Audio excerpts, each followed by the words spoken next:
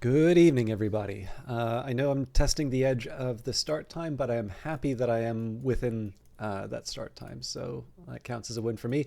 I did need to make some dinner though, so I wasn't able to start earlier.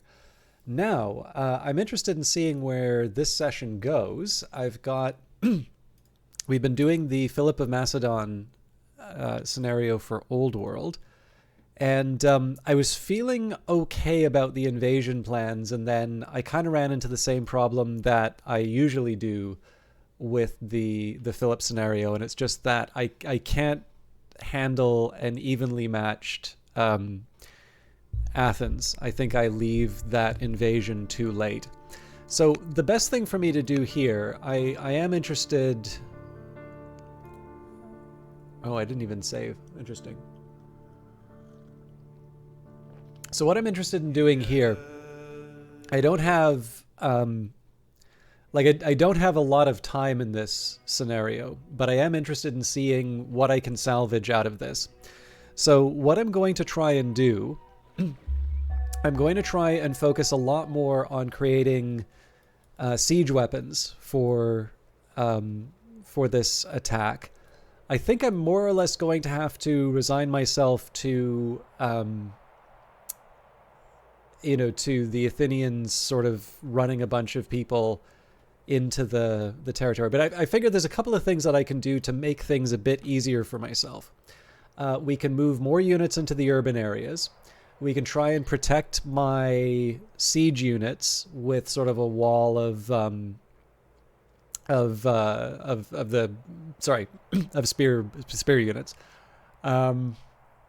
And yeah, I mean, the main idea here is if I can't build high quality units like the phalangite, then I want to be building ballista or ballistae or however the plural works.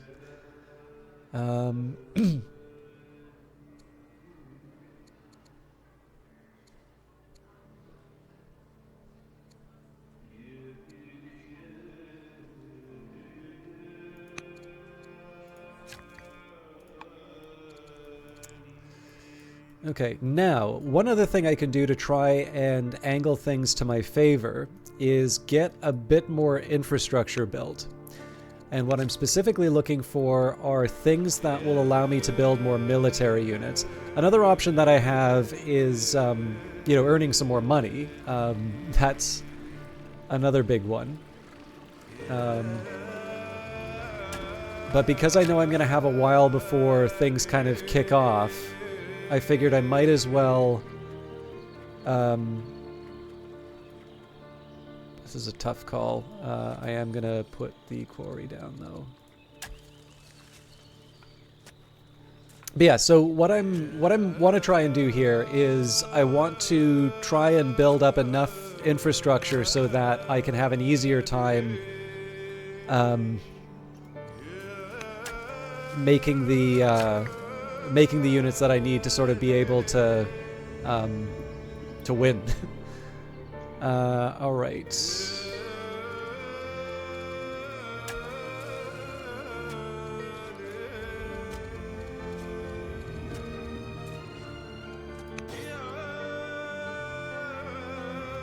Do we have anybody working on a settler? We do. Okay.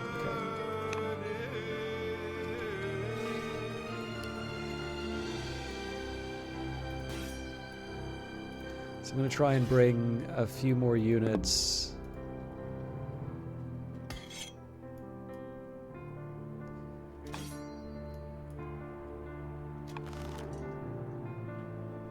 Yeah, so this thing's already unlimbered.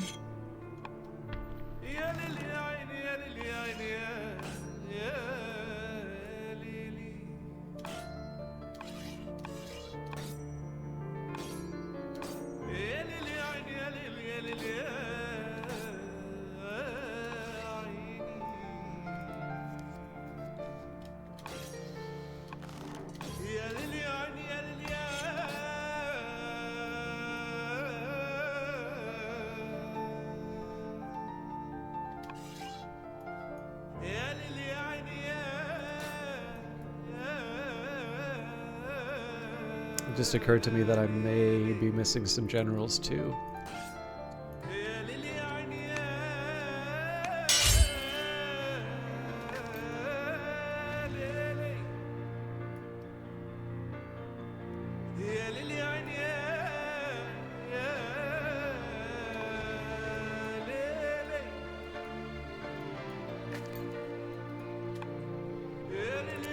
Okay, now that's a little surprising that I don't have more in terms of orders.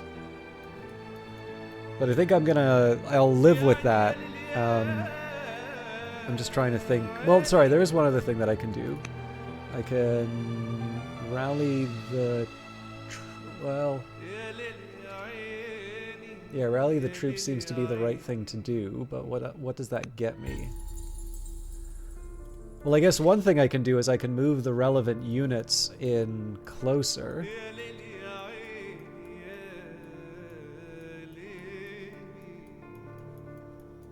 I don't think I have the option to rush.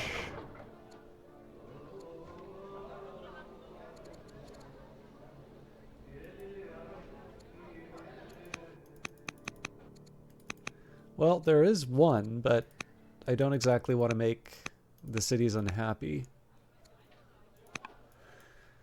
Okay.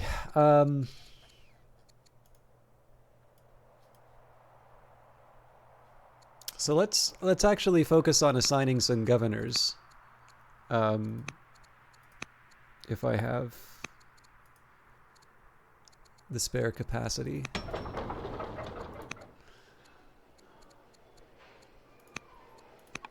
Alright, so why are you telling me... ah, I see. Yeah, so we can't afford that one.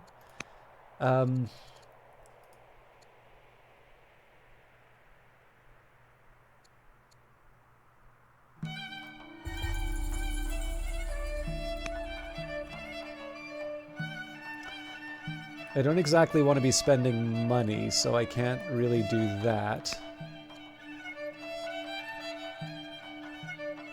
Yeah, all of these things are just too expensive in terms of cash. I should maybe double check that that previous action doesn't cost my... no, it just costs civics, which I'm earning enough.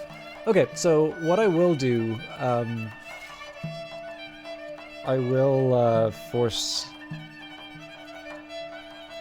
march this unit just because it makes it frees me up for, you know, for the future where I'm not necessarily going to be able to have the surplus in terms of orders.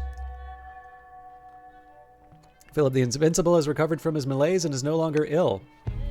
Paideia. At the heart of any Greek child's education is the concept of paideia, the education of the child in the laws, social matters, and morality to become an ideal member of society.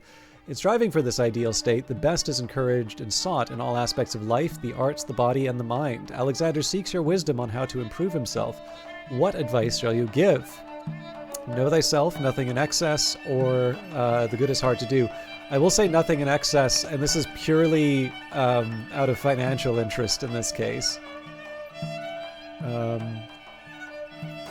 think I can afford to move the unit. In fact, I don't really see any threats of barbarians returning at this point. I might have just been wasting time with these units. What I think I'm going to do to test that...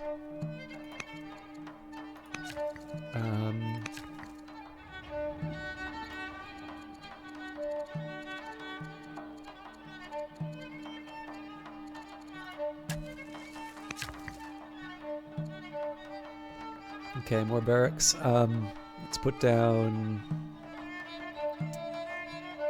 the archery range.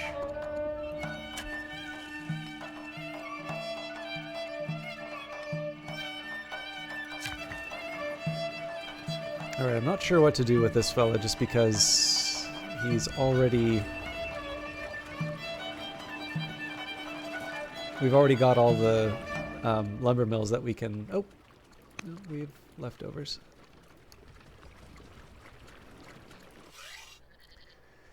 Okay, so this unit stays put for a reason. This unit can get promoted, so we'll do that.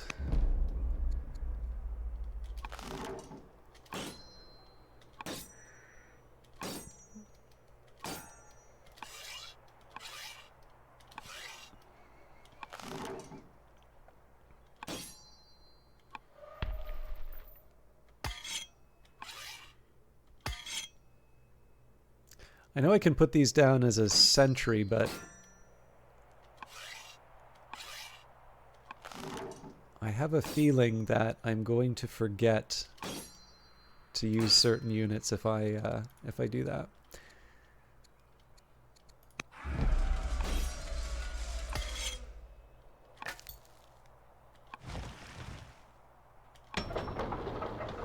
Okay, so we've completed a gardener here. I think at this point I'm going to keep on the ballista focus. Okay, now I don't have stone cut. So one of the ideas here about writing or putting down these quarries is my ability to build or to get more civics. Although maybe it makes sense for me to build the ballista and such. I'll put down 2 stone cutters and then we'll work on a ballista. Okay, Philippi. I need to expand this out. Ephesus. I actually don't think it would hurt for me to... Oh no, we gotta go for a treasury in Ephesus. Ah, nuts. I didn't mean to do that. Although, looks like the game might crash anyway.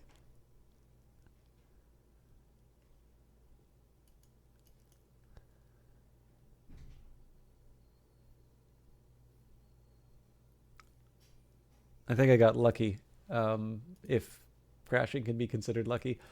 Oh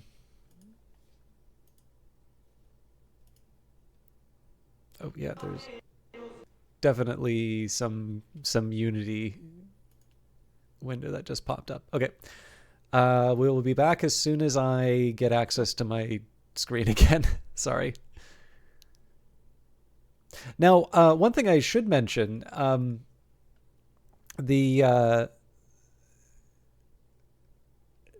there is a spring sale that came out recently, so this game is currently 30% off. The other thing that I was going to mention was Phantom Brigade, because a couple of people said that they were interested in Phantom Brigade, and I believe that is 25% off. So a couple of games that I normally play. Now, I won't be doing Phantom Brigade this week because I'll be at the local game dev meetup. But I still figure it's not a bad idea. If while I'm talking about sales, probably not a bad idea for me to talk up some games that I've enjoyed. Okay, that's today. It's not too long ago, so.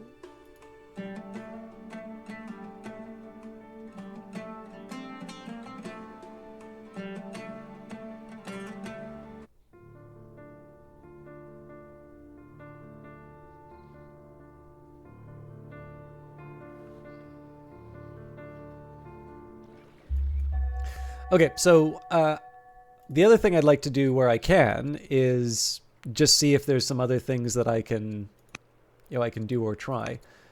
So the olives, we've already sort of given the Chaonians. All right. I guess my next best is to try and roll back on some of the discontent.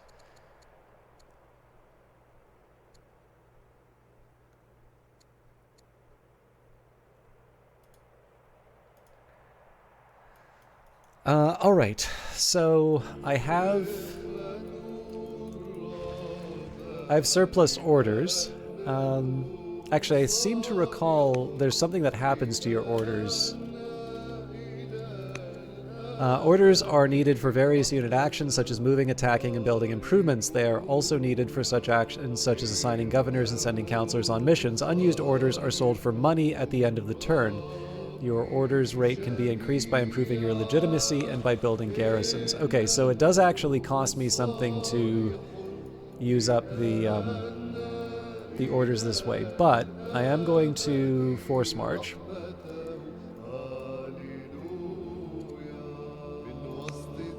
And anchor, but I also have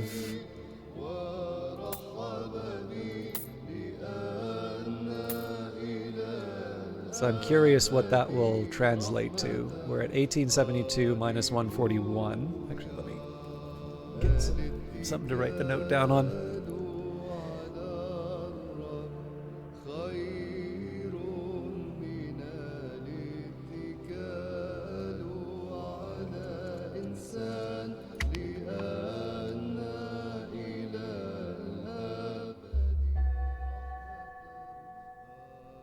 Interesting.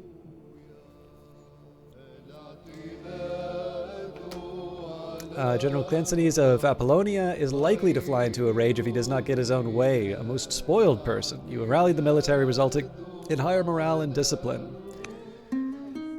Origin of the state. Cato, the great thinker and politician in Tharissa, comes forward with a text chronicling the story of Macedonia. His account includes all the major events in the nation's history, both inspiring and tragic, and spares no one in his critical assessment. Should we make the document available to all, or should we prohibit its distribution to protect the state? I think available to all for the culture. General Pausanias of Trapezus has grown suspicious of Demosthenes, the leader of the Athenians. Pausanias suggests that we ought to send spymaster Cleitarchus on an infiltrate nation mission to see what he is up to.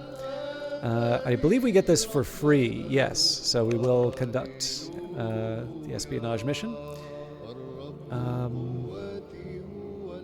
I think I'm okay founding here. So we'll start with a worker, then we will build the treasury. Tharissa, what have we got here? So we finished the stone cutters. Definitely treasury.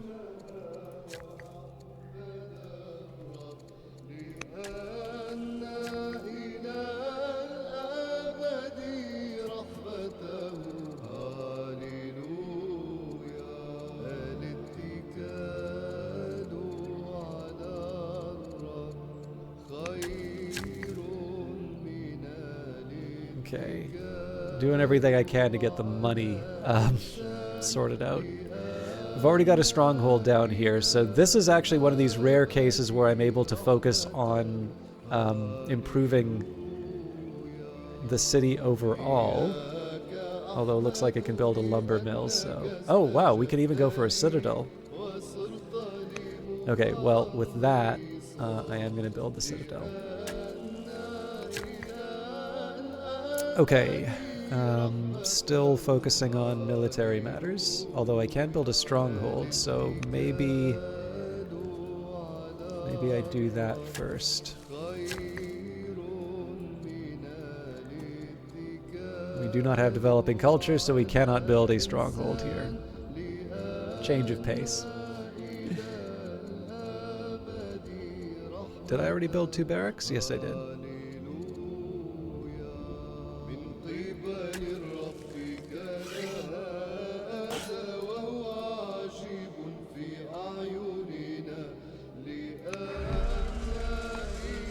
Alright, let's take a look and see if there's any workers that are idle before I spend my time on my soldiers.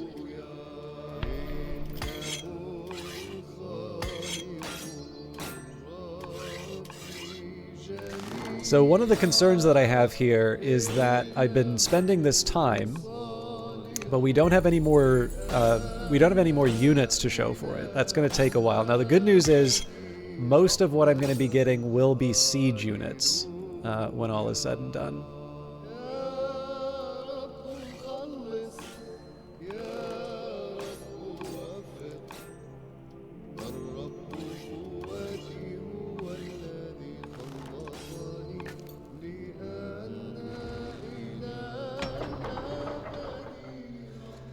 Okay, happy with that woodcutter. I don't think a ballista would go wrong here. All right, Syracuse. More miners. And that's it. So it's a tough call for me whether or not I want to do anything with a scout. I feel like that's a waste of orders.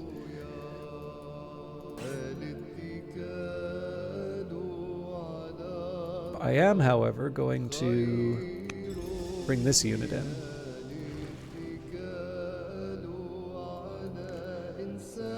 And I'll prepare the way because this settler's getting ready to do their thing.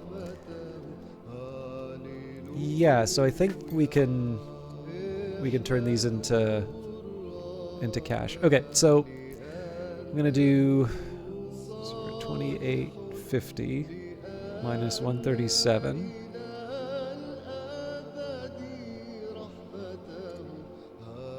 So with 9 orders, we're at 20. Okay. Ooh, let's see this. Okay. Ambassador Simon the Diplomat and Spymaster Clayarticus approach you together, speaking in furtive whispers. The combination of your ambassador and spymaster together is a worrying sign that something is seriously wrong.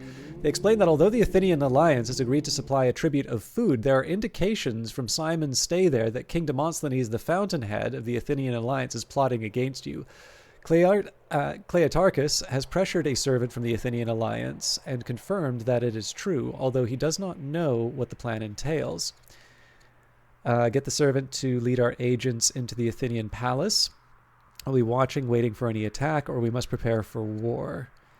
Let's acquire a random technology.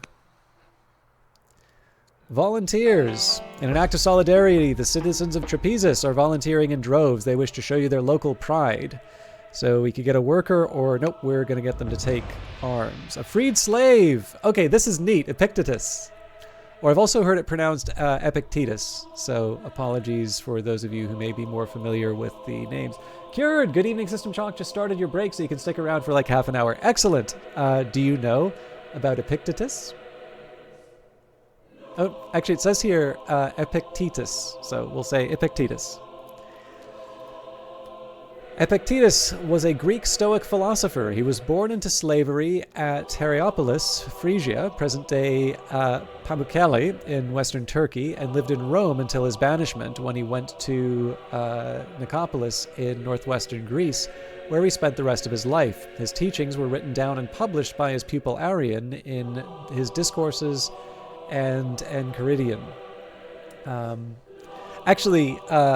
I believe so. There's two details. One I'm not so sure about, but I believe Schopenhauer was quite fond of this philosopher. But in addition, I recall one of my classics. Well, the only classics prof I had. When I visited Vancouver a couple of years ago, I had a big long beard. Like it kind of went down to my nipple length, although that's about as far. It'll give you an idea of the length. And I believe he quoted Epictetus to say that a philosopher would sooner be separated from his head than his beard. We'll see if we can find that maybe in the quotes, but here we go. Epictetus taught that philosophy is a way of life and not simply a theoretical discipline. To Epictetus, all external events are beyond our control. He argues that we should accept whatever happens calmly and dispassionately. However, individuals are responsible for their own actions, which they can examine and control through rigorous self-discipline. Epictetus was born around AD 50, presumably at Hierapolis, Phrygia. The name his parents gave him is unknown. The word epiktetos in Greek simply means gained or acquired. The Greek philosopher Plato, in his Laws, used the term to mean property, that is, added to one's hereditary property. He spent his youth in Rome as a slave to Epaphroditus, a wealthy freedman and secretary to Nero. His social position was thus complicated, combining the low status of a slave with the high status of one with a personal connection to imperial power. Early in life, Epictetus acquired... Oh, by the way, I hope your date went well. Early in life, Epictetus acquired a passion for philosophy, and with the permission of his wealthy master, he studied Stoic philosophy under Musonius Rufus. Becoming more educated in this way raised his social status. At some point, he became disabled. Celsus, quoted by Origen, wrote that this was because his leg had been deliberately broken by his master. Simplicius, in contrast, wrote that Epictetus had been disabled from childhood, which explains the crutch in this image that we see here.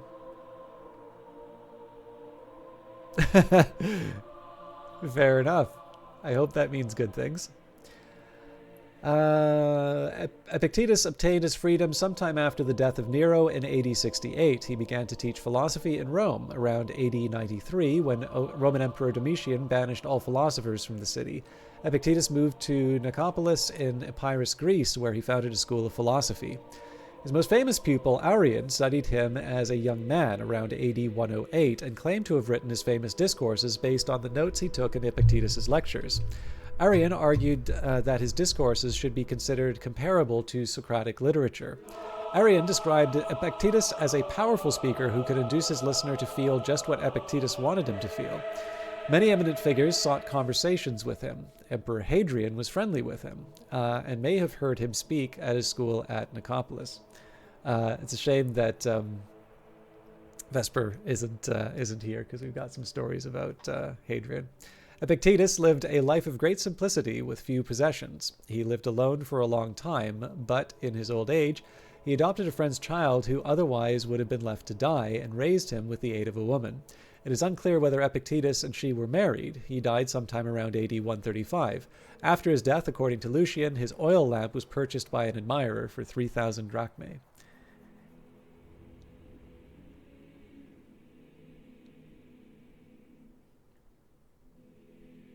Jesus. I'm glad that it went well. I'm glad you're not deterred, but that seems like a hell of an introduction. Thought. No writings by Epictetus are known. His discourses were transcribed and compiled by his pupil Arrian, circa 86-89 circa after 146-160 AD. His main work is the Discourses, 4 books of which had been preserved out of the original 8. Arrian also compiled a popular digest entitled the Enchiridion, or Handbook. In a preface to the Discourses that is addressed to Lucius Gellius, Arrian states, "Whatever I heard him say, I used to write down, word for word, as best I could, endeavoring to preserve it as a memorial for my own future use of his way of thinking and the frankness of his speech."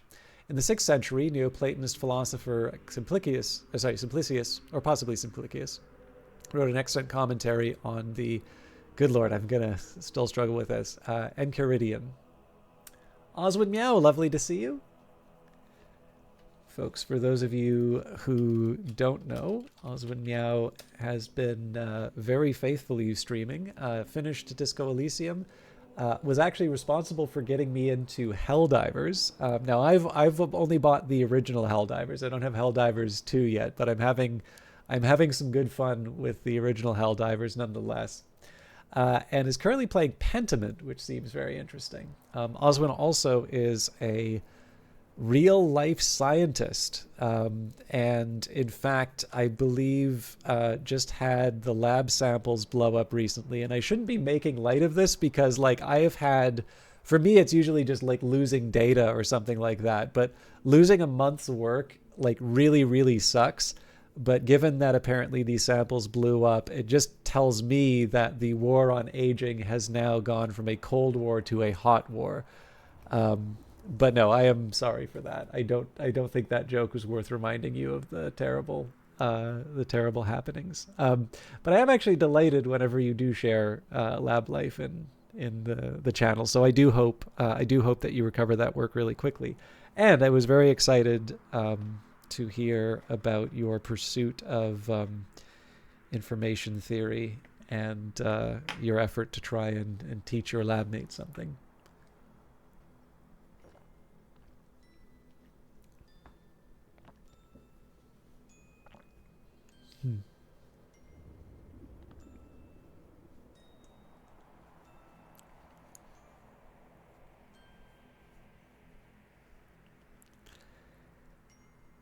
Oh no. I'll have to... IRL nerd spotted. I mean, I would definitely count myself as an IRL nerd, but like I feel like I'm lower on the geek hierarchy. Actually, if you can just give me a second here, I want to see if I can find this again.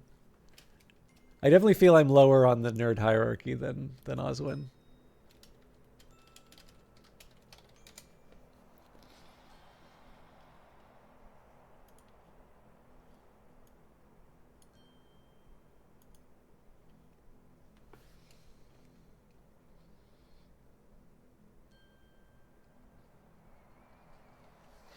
Okay, here we go. The Geek Hierarchy. This is from the Brunching Shuttlecocks, which I don't think is a website anymore. It says copyright 2002, so lol, this flowchart is for old people. Here is the Geek Hierarchy. So at the top are published science fiction fantasy authors and artists, and then they think they are less geeky than science fiction fantasy literature fans. The next tier is people who majored in folklore and mythology, comic book fans, anime fans who insist on subtitles, and anime fans who don't care about subtitles, video gamers, Heinlein fans, amateur science fiction fantasy writers, amateur science fiction fantasy artists, and science fiction television fans. The next layer below that, they consider this group considers themselves less geeky than Ren Fair folk and SCA, Society of Creative Anachronism folk. Comic book fans who read superhero comics, anime fans who use the term Japanimation, role-playing gamers, Piers Anthony fans, fanfic writers, amateur science fiction fantasy artists who can't get breasts right, and Trekkies. These people consider themselves less geeky than, and this is where it gets a little awkward because it isn't the same number of entries in each one, but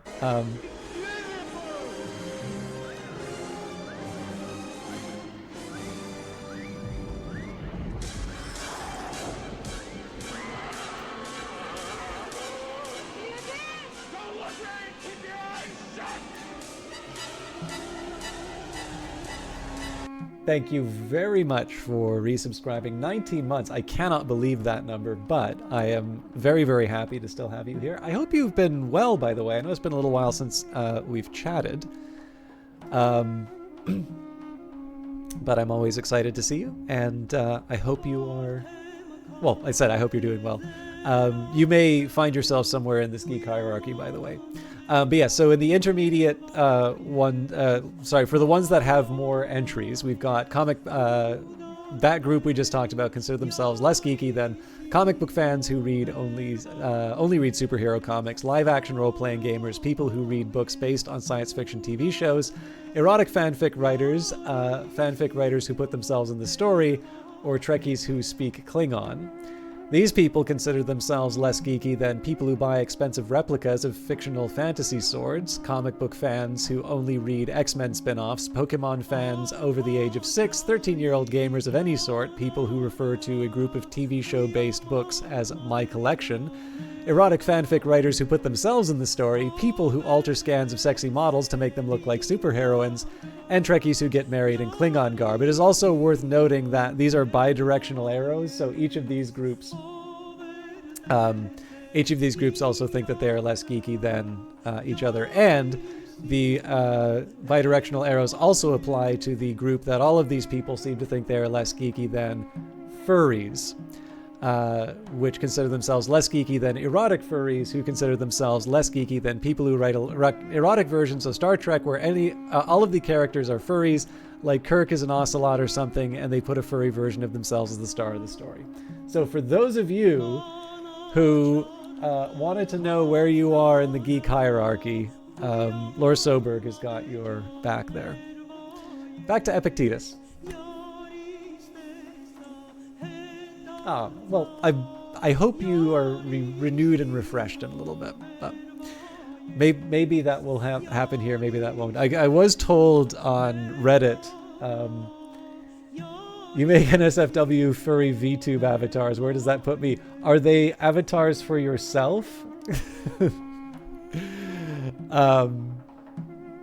Because I suppose, does that count as putting yourself in the fiction? But then it's not a fiction. The chart clearly needs to be updated. Anyways, I've been informed. I'll get the exact wording. Sorry, one more minute.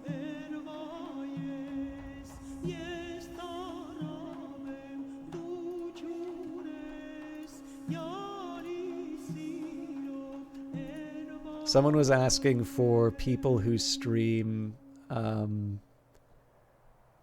Cultist Simulator or Book of Hours, to which someone kindly said System Chalk. It says, well, he for sure has a lot of content. I was hoping for someone with a bit more entertainment / personal juice, if you know what I mean. Perhaps a bit more interactive. So, unfortunately, insufficiently juice. So I don't know if I'll be refilling your spoons tonight, Kree, but I'll be doing my best. I did appreciate somebody putting my name up, though. It is what it is, right, people? I mean, the person's looking for a recommendation, right? So, you know, if I'm not what they're looking for, you know, they are going to want to, you know, they're going to want to try and offer, you know, a little bit more precision for the for the recommendation. What was funny though is I saw the example that they gave before, and I watched, and like, I'm not somebody who really watches a lot of streams, and like I watched the example that they gave, and I'm like, I'm not really sure that this guy is doing anything different from me other than having a camera on. But anyways, I don't know this stuff, right? I take long breaks to talk about Epictetus. So anyways, yes, thank you. You're all being very kind. This is, I didn't like rethink my life as a streamer on that note. I just thought it was kind of funny, and that will be how I define myself from now on. Not insufficiently interactive and personally zhush. I mean, I'll put it to you this way. I'm never going to have a big wide open mouth with my teeth showing and like an arrow pointing to one of the words in my head, like my YouTube thumbnail. That is, we don't need more of those streams. So in terms of what counts as, you know, personality, I know I'm not giving that in the world of broadcast. All right, so Epictetus maintains that the foundation of all philosophy is self-knowledge. That is, the conviction of our ignorance and gullibility ought to be the first subject of our study. Logic provides valid reasoning and certainty in judgment, but it is subordinate to practical needs. The first and most necessary part of philosophy concerns the application of doctrine, for example, that people should not lie. The second concerns reasons, e.g., why people should not lie. While the third, lastly, examines and establishes the reasons. This is the logical part, which finds reasons, shows what is a reason, and that a given reason is the correct one. The last part is necessary, but only on account of the second, which again is rendered necessary by the first. Prohieresis, both the discourses and the Enchiridion begin by distinguishing between those things in our power, prohieretic things, and those things not in our power, aprohieretic things, hieretic things. That alone is in our power, which is our own work, and in this class are our opinions, impulses, desires, and aversions. On the contrary, what is not in our power are our bodies, possessions, glory, and power. Any delusion on this point leads to the greatest errors, misfortunes, and troubles, and to the slavery of the soul. We have no power over external things, and the good that ought to be the object of our earnest pursuit is to be found only within ourselves. The determination between what is good and what is not good is made by the capacity for our choice, prohieresis. Prohieresis allows us to act and gives us the kind of freedom that only rational animals have. It is determined by our reason, which of all of our faculties sees and tests itself and everything else. It is the correct use of the impressions, fantasia, that bombard the mind that is in our power. Practice then from the start to say to every harsh impression, you are an impression, and not at all the thing you appear to be. Then examine it and test it by these rules you have, and firstly and chiefly by this, whether the impression has to do with the things that are up to us or those that are not. And if it has to do with things that are not up to us, be ready to reply, it is nothing to me. We will not be troubled at any loss. We will say to ourselves on such an occasion, I have lost nothing that belongs to me. It was not something of mine that was torn from me, but something that was not in my power has left me. Nothing beyond the use of our opinion is properly ours. Every possession rests on opinion. What is to cry and to weep? An opinion. What is misfortune, or a quarrel, or a complaint? All of these things are opinions founded on the delusion that what is not subject to our own choice can be either good or evil, which it cannot. By rejecting these opinions and seeking good and evil in the power of choice alone, we may confidently achieve peace of mind in every condition of life. Good and evil. Reason alone is good, the irrational is evil, and the irrational is intolerable to the rational. The good person should labor chiefly on their own reason. To perfect this is in our power. To repel evil opinions by the good is the noble contest in which humans should engage. It is not an easy task, but it promises true freedom, peace of mind, ataraxia, and a divine command over the emotions, apatheia. We should especially be on our guard against the opinion of pleasure because of its apparent sweetness and charms. The first object of philosophy, therefore, is to purify the mind.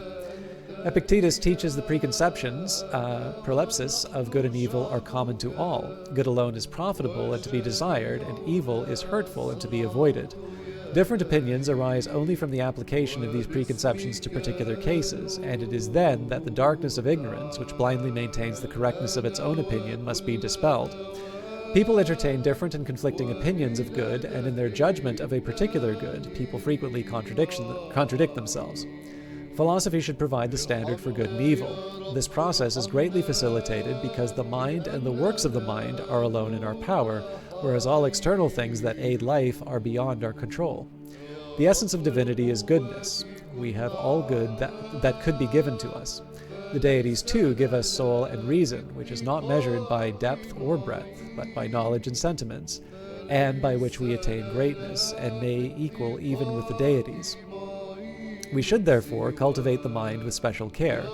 If we wish for nothing but what God wills, we shall be truly free, and all will come to pass with us according to our desire, and we shall be as little subject to restraint as Zeus himself. Every individual is connected with the rest of the world, and the universe is fashioned for universal harmony. Wise people, therefore, will pursue not merely their own will, but also will be subject to the rightful order of the world.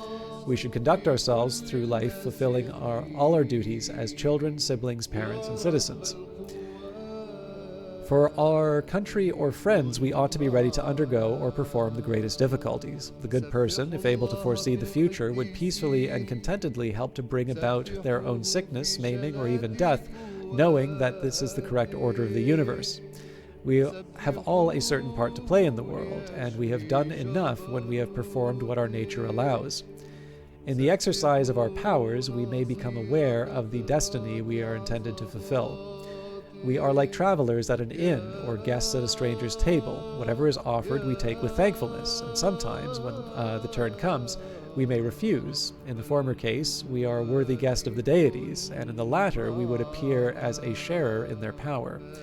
Anyone who finds life intolerable is free to quit it, but we should not abandon our appointed role without sufficient reason. The Stoic sage will never find life intolerable and will complain of no one, neither deity nor human. Those who go wrong we should pardon and treat with compassion, since it is from ignorance that they err, being as it were blind. It is only our opinions and principles that can render us unhappy, and it is only the ignorant person who finds fault with another. Every desire degrades us and renders us slaves of what we desire. We ought not to forget the transitory character of all external advantages, even in the midst of our enjoyment of them, but always bear in mind that they are not our own, and that, therefore, they do not properly belong to us. Thus prepared, we shall never be carried away by opinions. The final entry of the Enchiridion, or handbook, begins, "Upon all occasions we ought to have these maxims ready at hand. Conduct me, Zeus, and thou, Destiny, wherever thy decree has fixed my lot. I follow willingly, and I did not, wicked and wretched would I follow still." Diogenes Laertes, quoting Cleanthes, quoted also by Seneca, Epistle 107. "Whoe'er yields properly to fate is deemed wise among men, and knows the laws of heaven."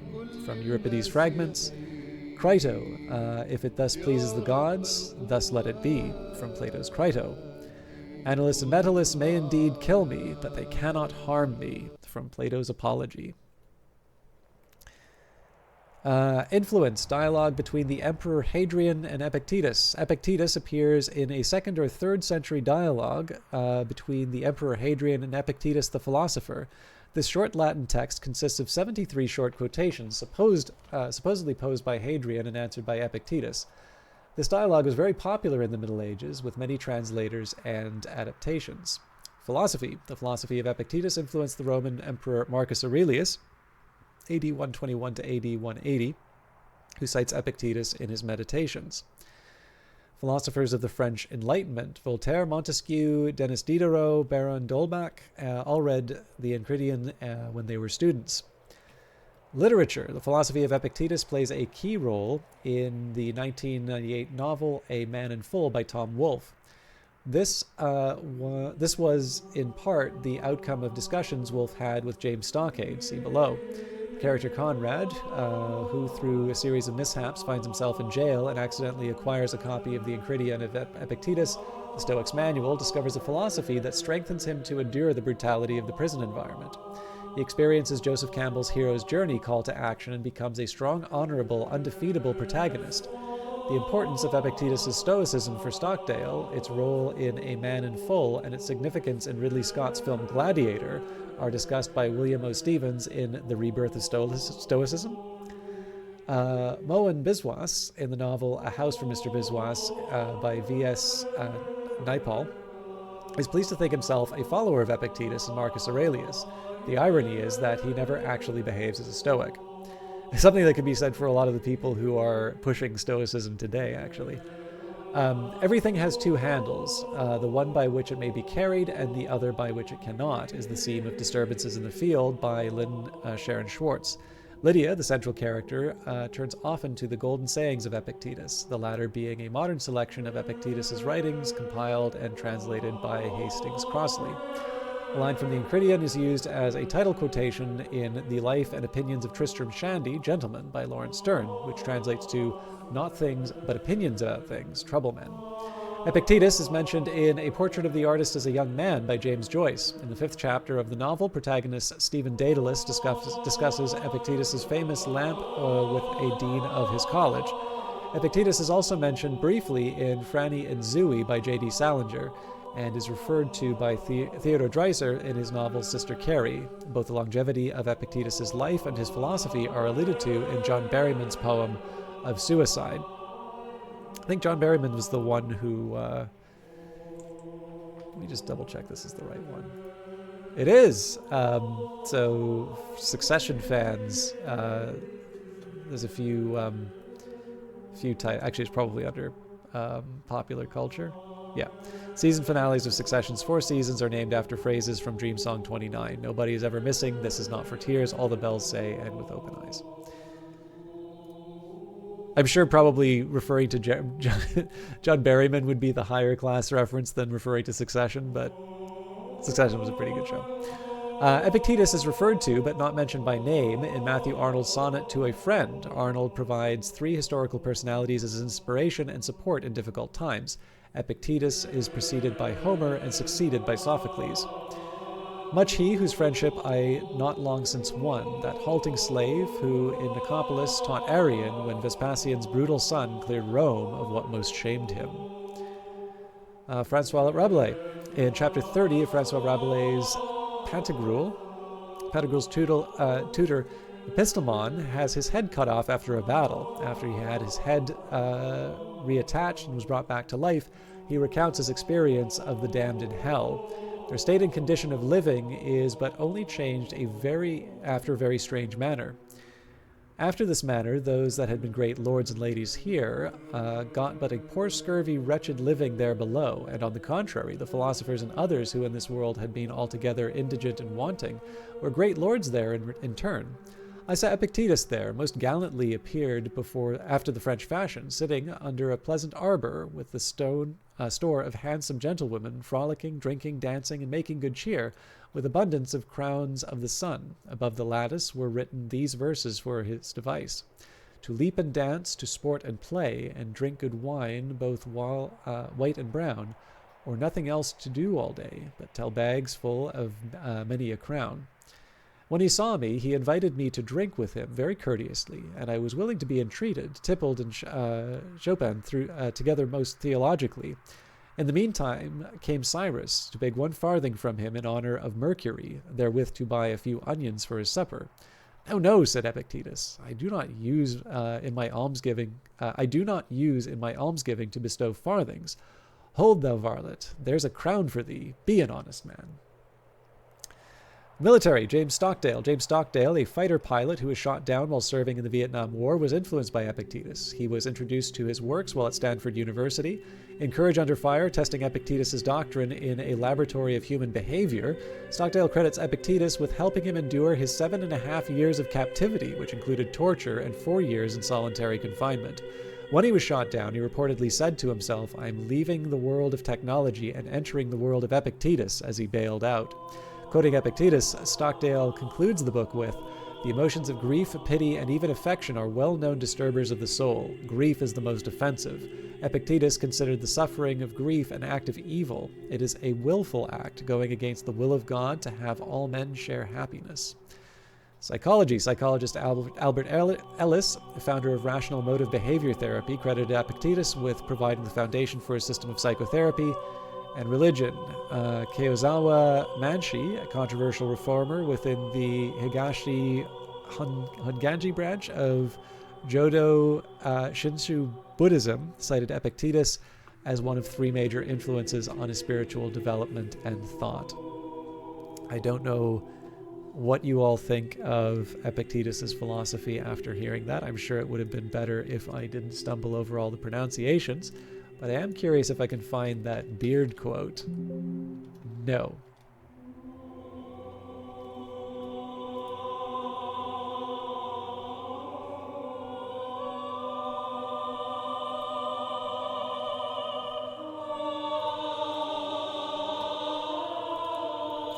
The philosopher Epictetus the Scholar describes the indignities of slavery from the point of view of one who had endured them. He is now freed and inspiring a call for abolishing slavery.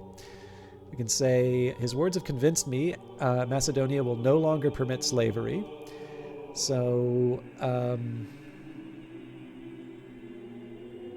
less money, less everything, really.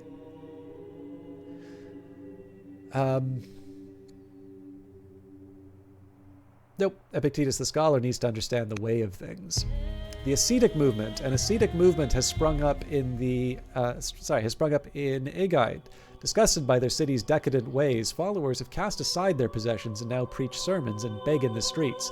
How shall we respond? Arrest them for disturbing the peace, or join them in the streets?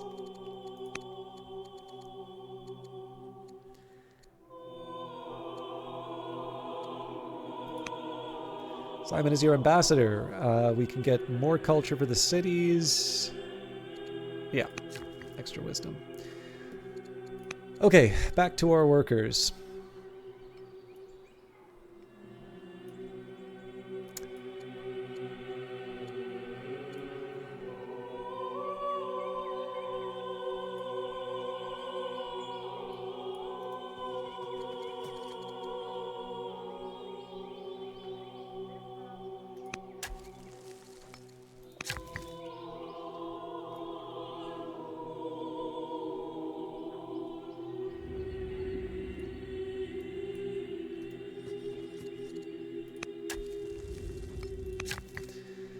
Okay, let's get some more military buildings down.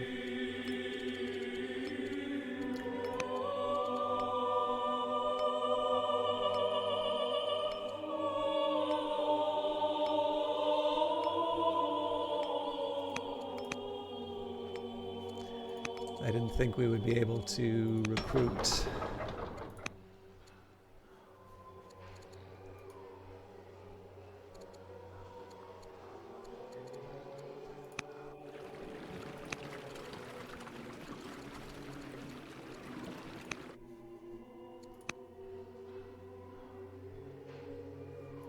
Okay, let's figure out what I want to do. So I don't have any more citizens to play around with here.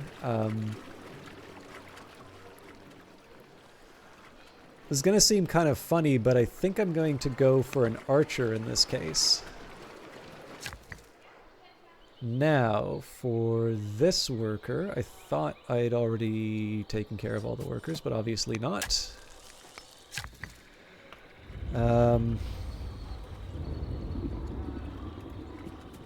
Ranges. Oh.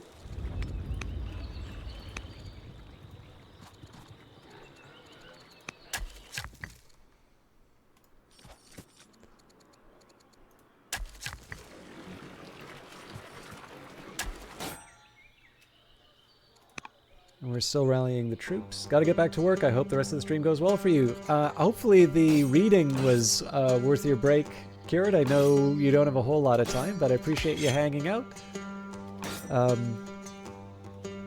My concern now is that your break was well used. I was wondering if I could upgrade that, but apparently not.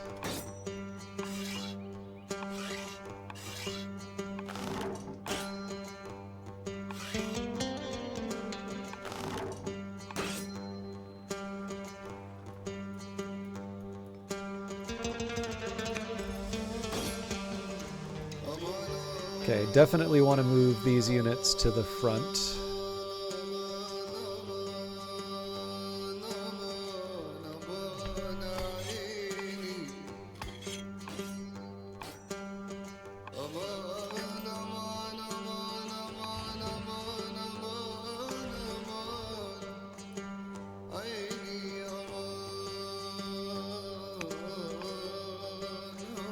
Now, okay, we can adopt a new law.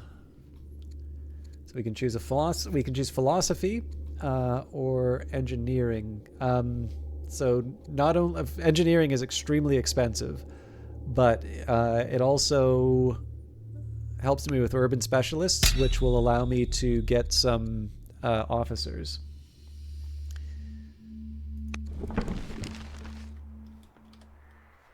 Okay, let's see if I can do anything else. No governors.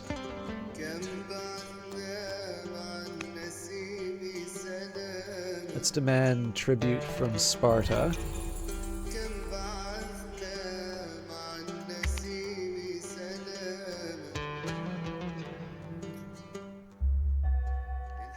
You've rallied the military, resulting in higher morale and discipline. The Athenian alliance has begun to construct the necropolis. Ready for command, Prince Alexander has completed his formal military training. Instructors and other students alike have become convinced that Alexander is indeed a descendant of Achilles, and the skills he has displayed in training are beyond what anyone has exhibited in centuries. He has defeated every other trainee at wrestling, boxing, and spear combat. It is time to put Alexander's skills to use on the battlefield. He is now ready to lead troops in combat as a general and only awaits your assignment. Alexander is ready for war. The Sacred Band, the Macemen, serving under General Seleucus the Soldier, come from all walks of life and social classes. There are only 2 prerequisites for serving in his unit. What are those? The Sacred Band of Thebes. The Sacred Band was a troop of select soldiers. According to some ancient Greek claims, 150 pairs of male lovers formed the elite force of the Theban army in the 4th century BC, ending Spartan domination. However, historian David D. Leitao did claim that the Sacred Band of Thebes may not have consisted of male lovers. Its predominance began with its crucial role at the Battle of Leuctra in 371 BC. It was annihilated by Philip II of Macedon in the Battle of Chaeronea in 338 BC. Formation. The earliest surviving record of the Sacred Band by name was 324 BC in the oration against Demosthenes by the Athenian logographer Dinarchus. He mentions the Sacred Band as being led by the general Pelopidaius and alongside Epaminondas, who commanded the army of Thebes, Boeotia, were responsible for the defeat of the Spartans at the decisive Battle of Leuctra. Plutarch, a native of the village of Chaeronea, is source of the most substantial writing about the Sacred Band. The most substantial surviving account of the Sacred Band. He records that the sacred band was originally formed by Boeotarch Gorgias shortly after the expulsion of the Spartan garrison occupying the Theban citadel of Cadmea.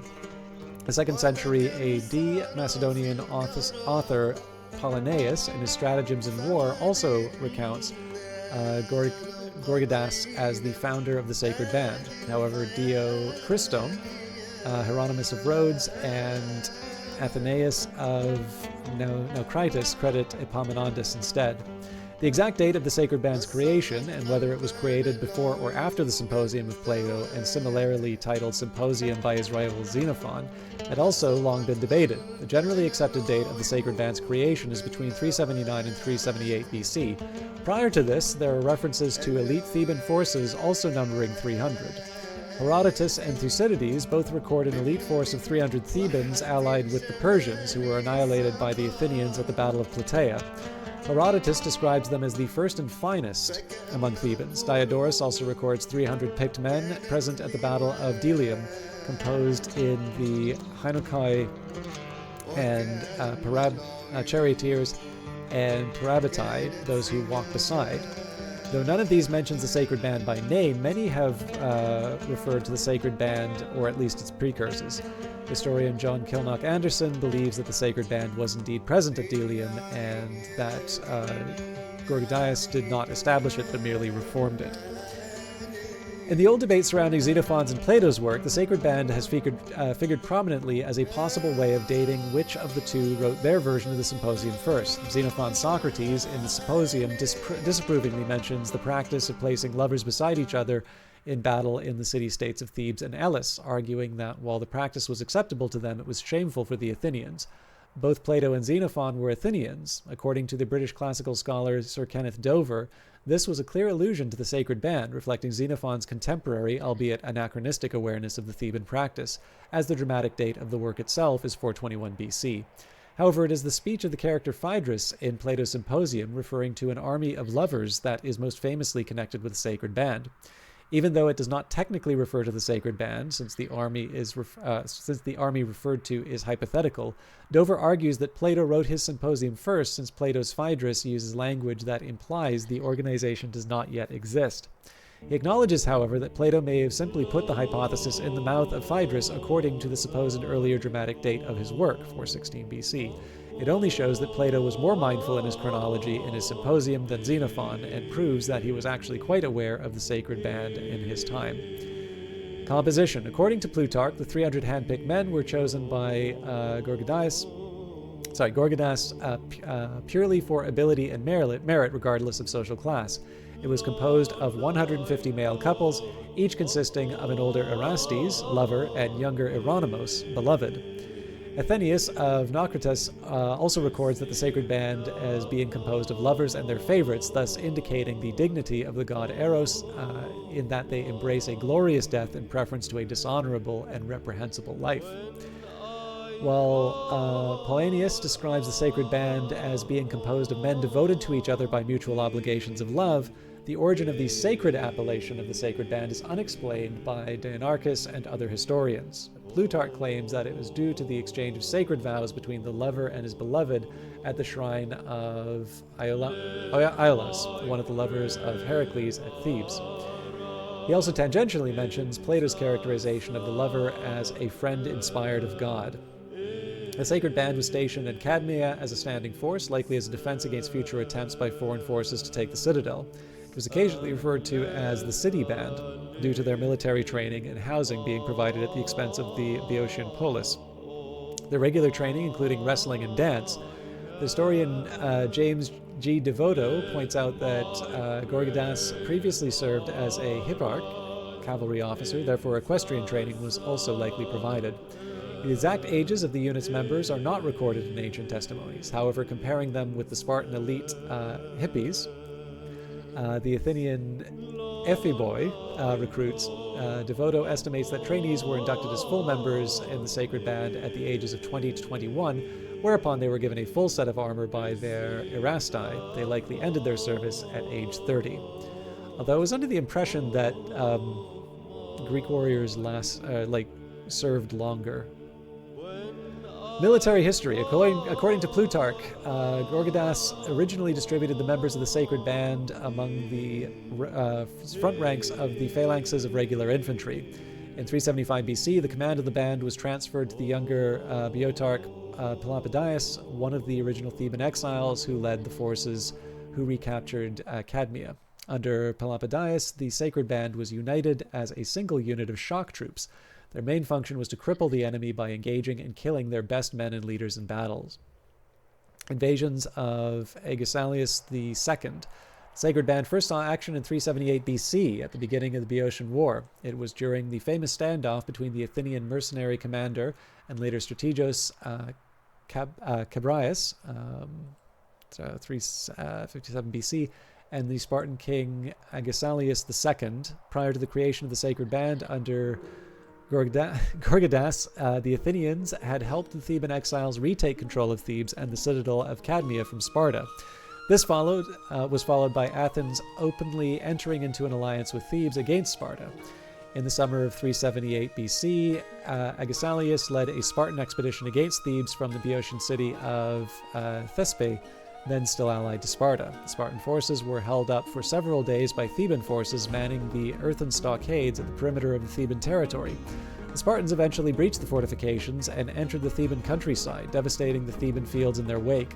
Although the Athenians had at this time joined the Theban forces, they were still outnumbered by the Spartans. With the fall of the stockades, they were left with two choices: either retreat back to the defensible walls of Thebes or hold their ground and face the Spartans in the open. They chose the latter and arrayed their forces along the crest of a low-sloping hill opposite the Spartan forces.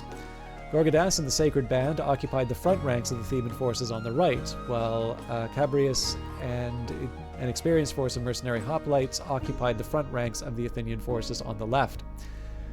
Aegisalius first sent out skirmishers to test the combined Theban and Athenian lines. These were easily dispatched by the Theban and Athenian forces, probably by their more numerous cavalry. Aegisalius then commanded the entire Spartan army to advance.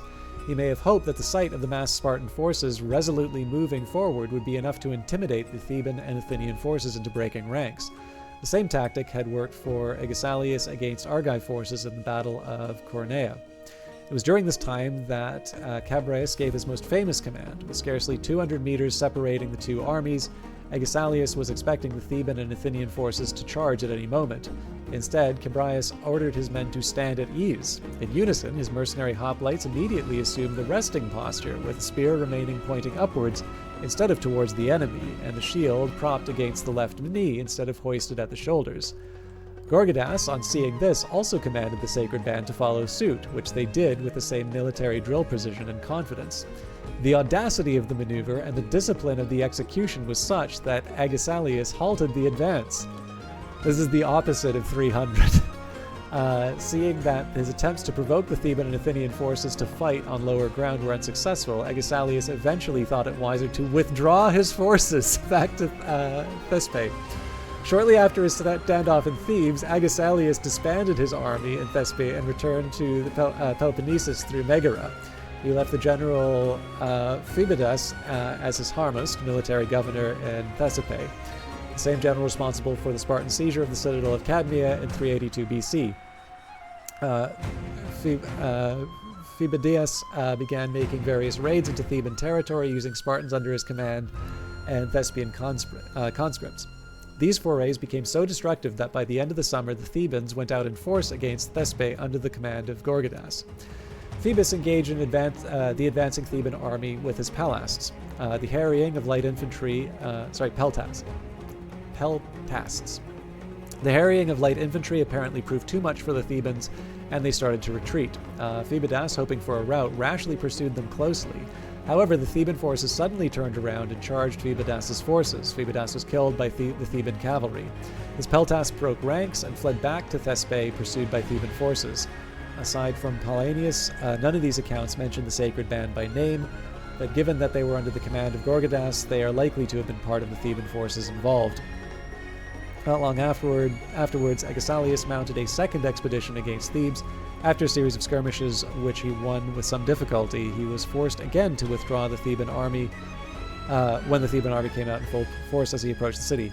Diodorus observes at this point that the Thebans thereafter faced the Spartans with confidence. Gorgidas disappears from history between 377 and 375, during which the command of the Sacred Band was apparently transferred to Peloponnese. Now, I would love to read this, but this has already been quite long, and I've got 3 other battles, so I am going to leave it there, and if we get a chance to return to it, I will take it. But there are only 2 prerequisites for serving in this unit. First, the ability to fight and fight well. The second is more unusual. The unit consists only of pairs of lovers. Seleucus says that the practice keeps the unit strong, as a warrior would rather protect their lover than flee the field. Others in the army have taken to calling this unusual unit the Sacred Band. Shall we make the title official? Let their name bring fear to our enemies, or no such titles will distract from their training. Nope. Okay, let's put down a stronghold. And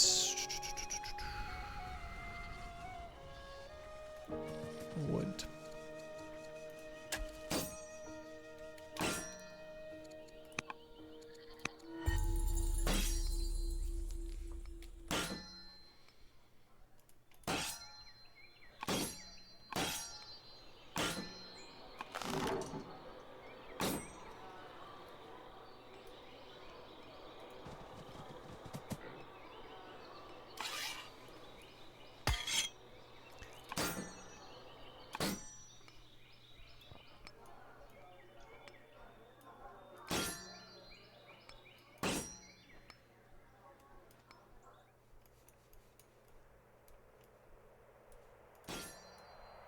I want to get this unit close to the front line because that's going to have Alexander on it.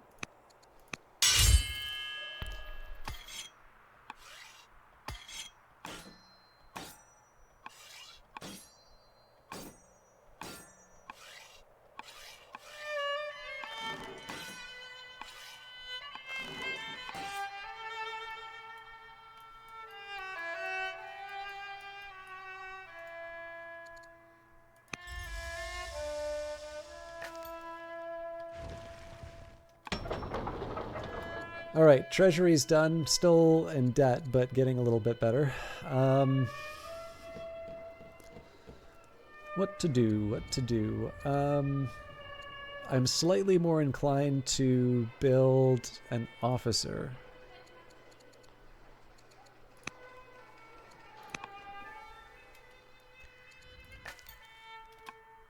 Okay, so plenty of free actions. One option I have, or I don't really have anymore because we've already locked them in. I think I'm just going to enjoy a nice big windfall.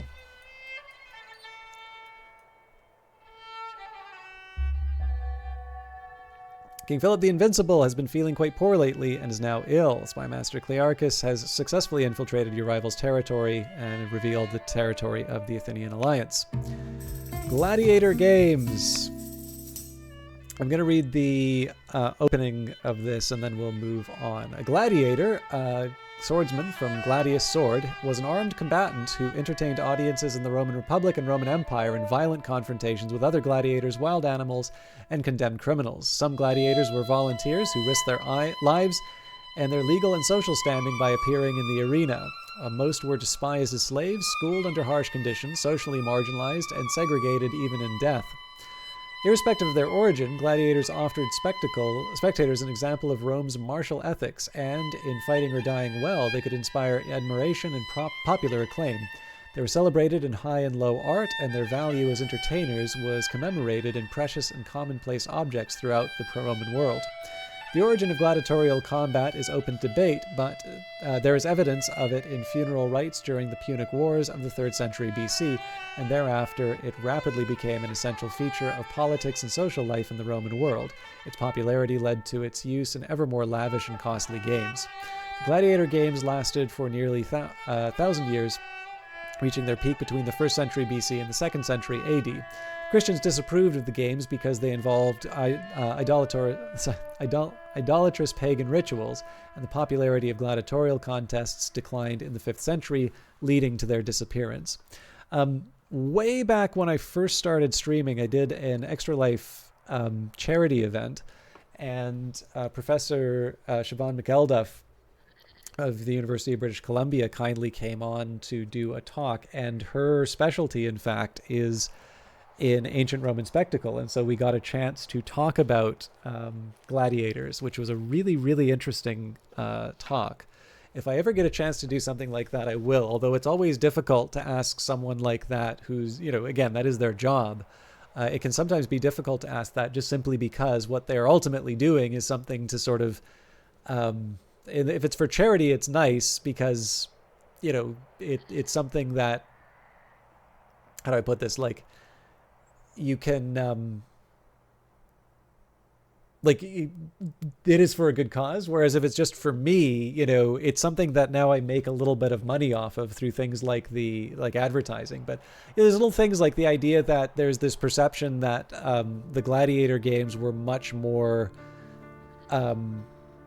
fatal. Like, it doesn't mean that people weren't killed during them, but also the idea that a gladiator is they're a kind of a capital investment. You don't necessarily want to just be throwing so much money in this very temporary asset. So there's also some stuff about mime. Anyways, I'll see what I can dig up. I know there is a video of it, but again, it's when I'm just getting started playing Civilization 5. Civilization 6 didn't exist at that time, so.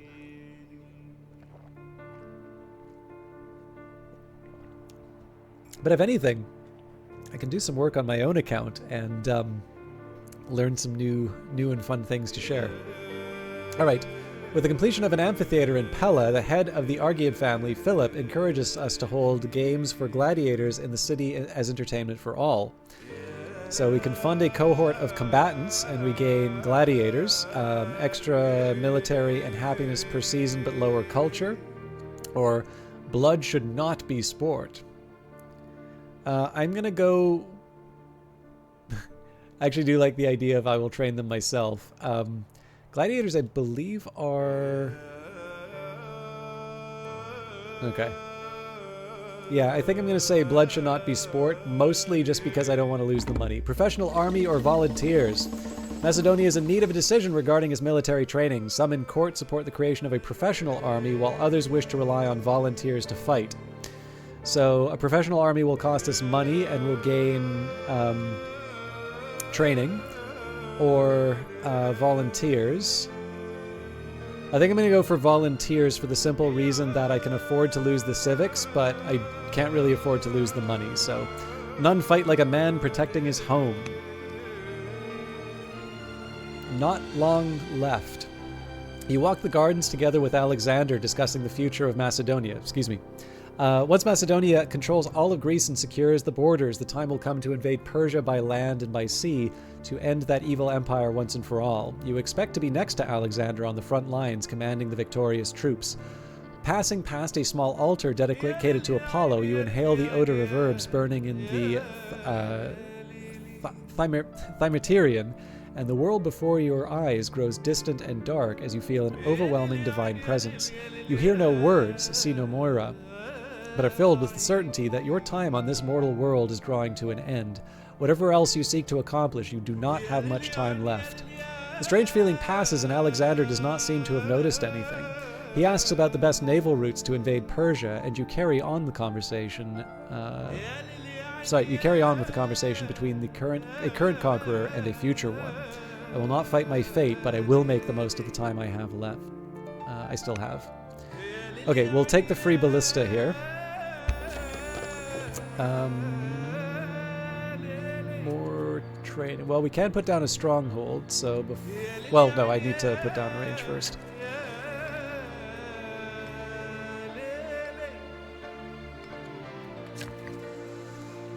All right.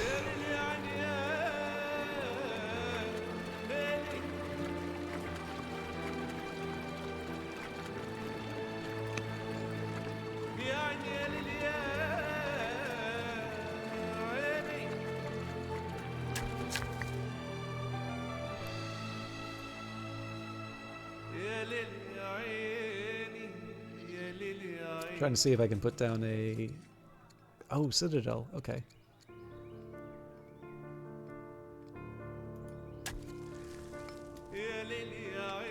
Those are gonna cost me, but...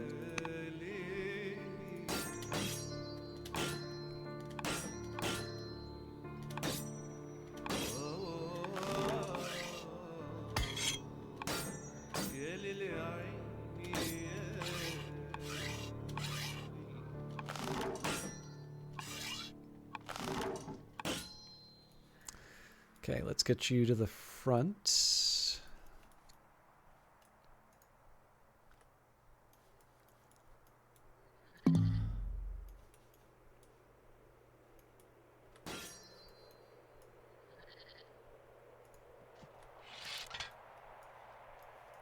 Okay, happy to have the ballista, just not happy to have it there.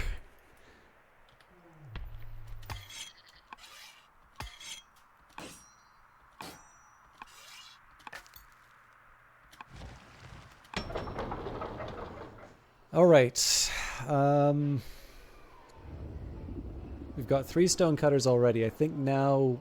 So it's either a shopkeeper or an officer at this point. I think we'll do a shopkeeper just to try and get the treasury under control.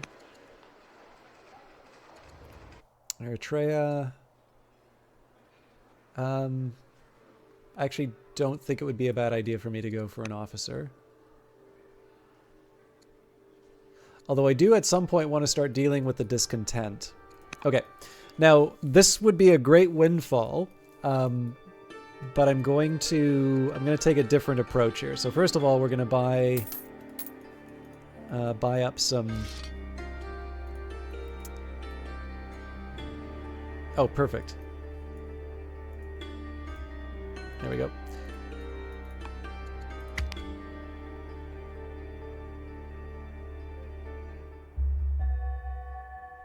You've rallied the military, resulting in higher morale and discipline.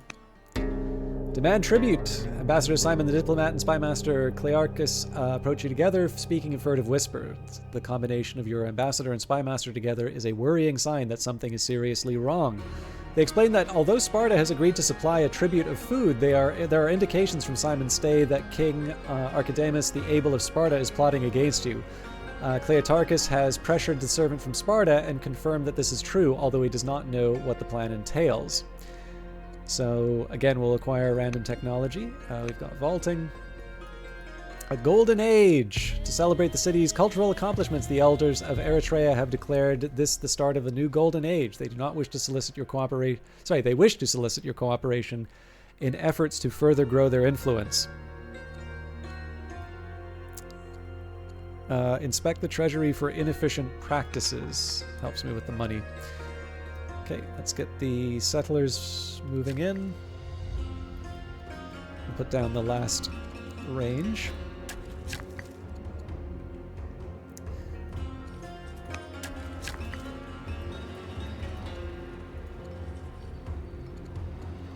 Okay, I can't put down a barracks here yet, although maybe... no, actually.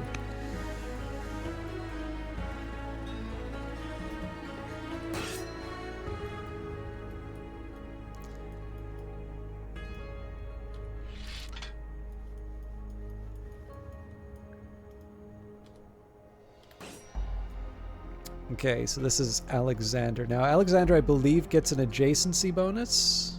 Yes.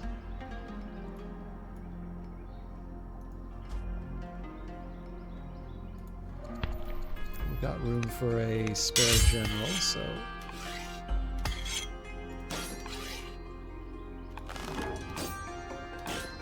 May not hurt to train some more archers at this point.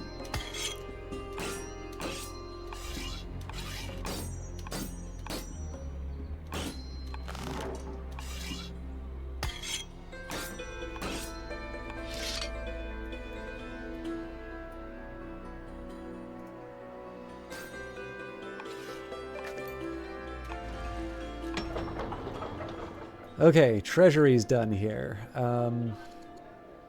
I wouldn't say no to another shopkeeper, although again, we've got discontent.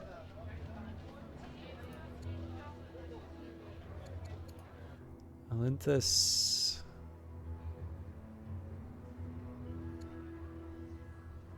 I think I'm gonna start actually following through on those festivals. Okay, so let's think about how I can move some units.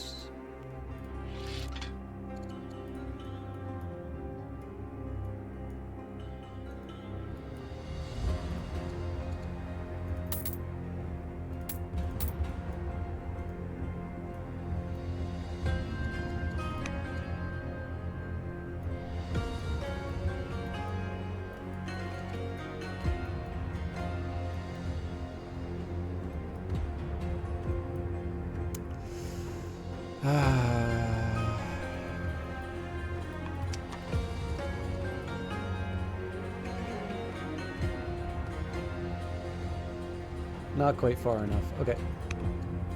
I'll leave it there.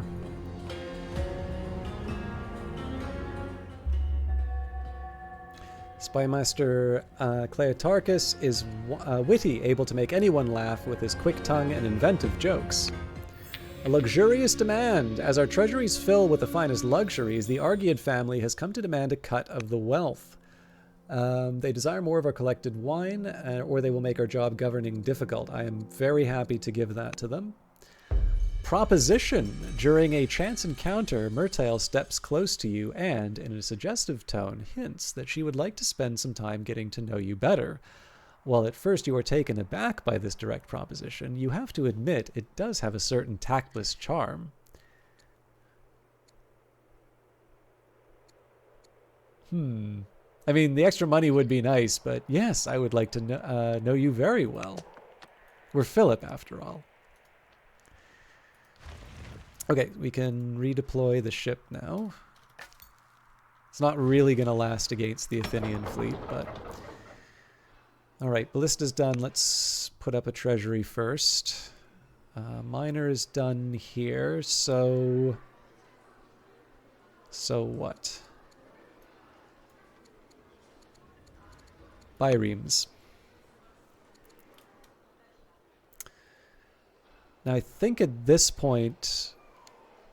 Well, no, this is a bit of an exception, but I am going to start dealing with discontent as it emerges. Let's take... I'm going to make an archer for this city.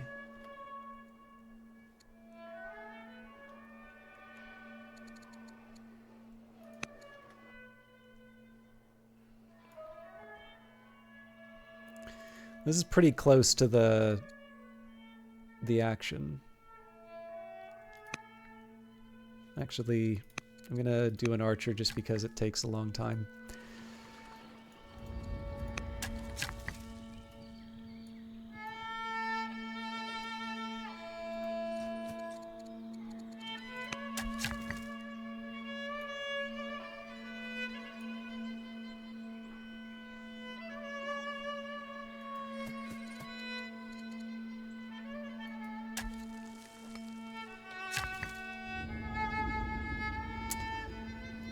All right. So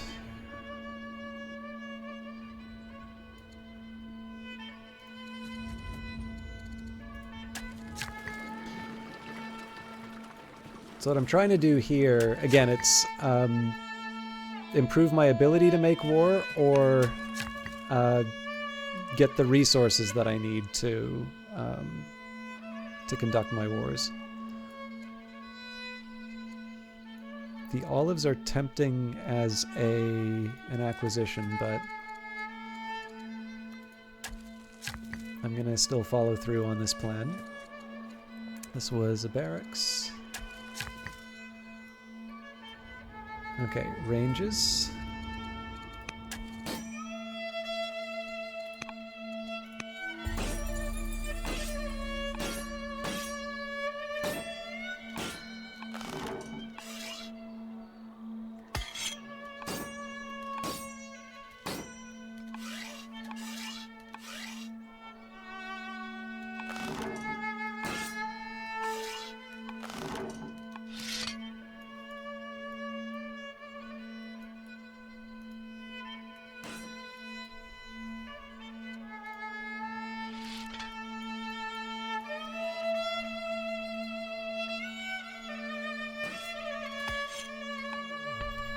So depending how the rest of the turn...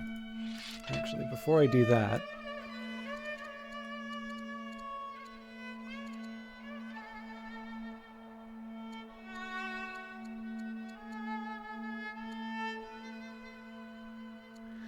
One thing I didn't check for the ballista is its range. I actually think... Yeah, 0 to 1. Okay, so the number of ballista that I'm making is actually a big problem. Because I need long range on these things. I don't need anything more at melee range. Anyways, that's fine. We'll work with it. I didn't realize we could do laws. So calligraphy will get me civics and happiness. Iconography... Definitely calligraphy. And I'm running short on civics.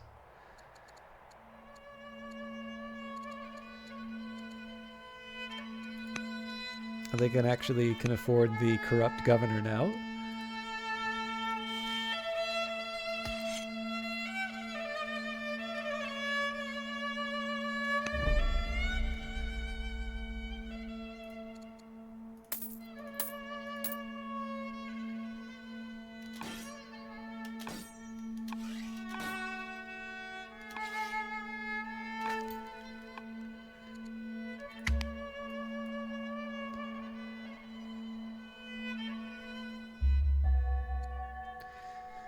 Okay, so we've got our free ballista.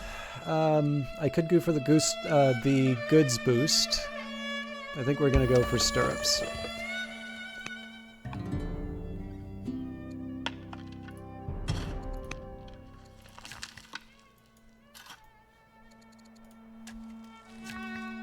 Okay, I've got my citadel.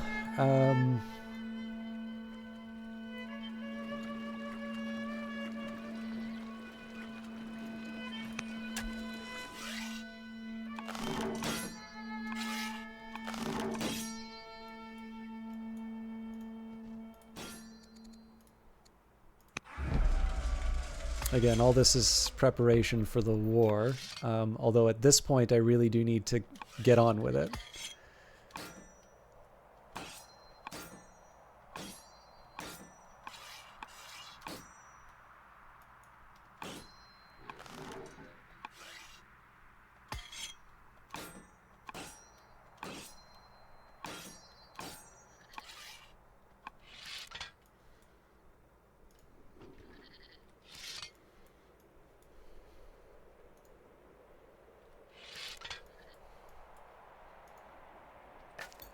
So I think all things being equal, I probably would have... probably wouldn't have gone for as many ballistas.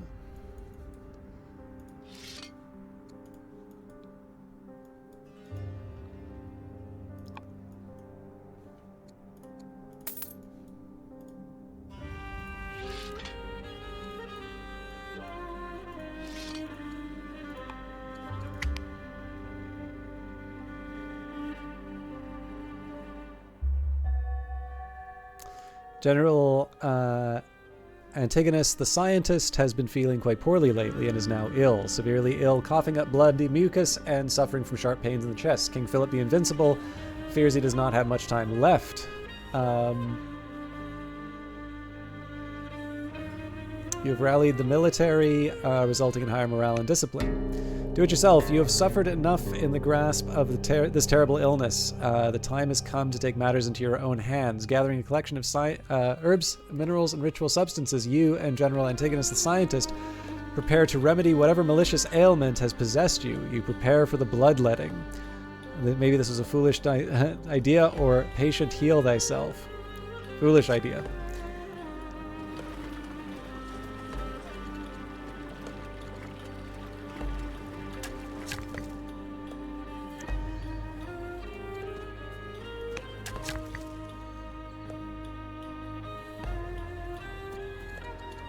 Okay, can't build a citadel, so I'm going to build real things now.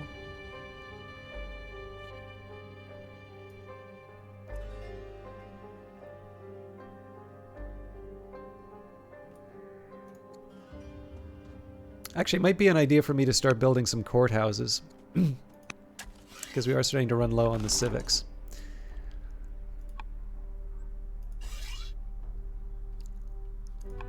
Okay, and you know what? This pains me to do this because I still think this is premature, but I am going to try and go to war.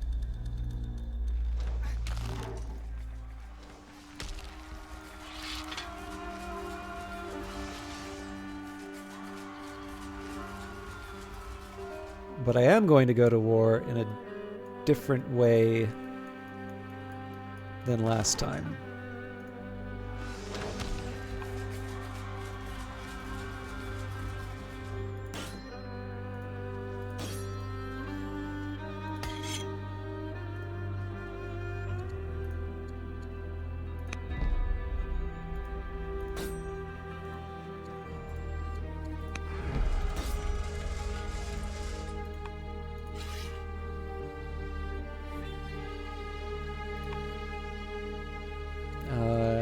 Did that wrong.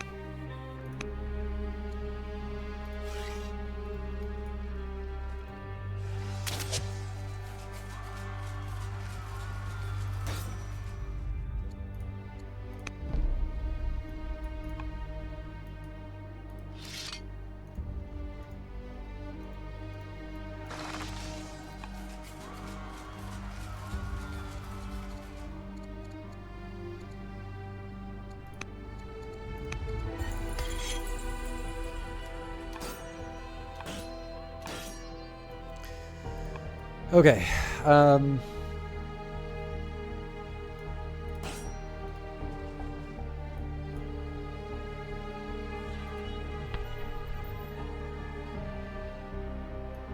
So where possible, I do want to put the hurt on the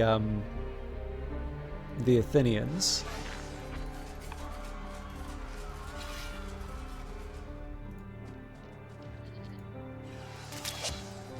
But I also want them to show their...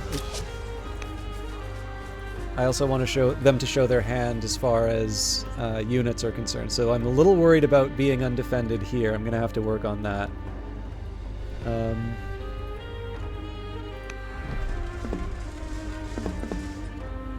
Yeah, so we're digging deep.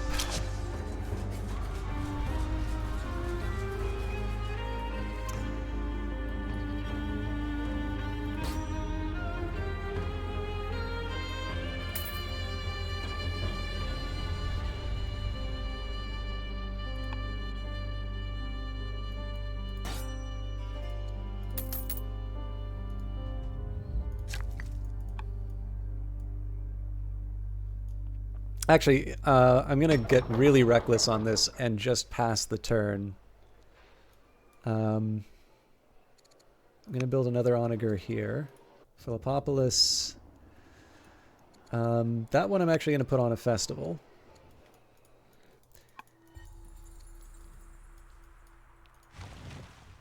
And then it did occur to me that I do actually want to move this thing out. Okay.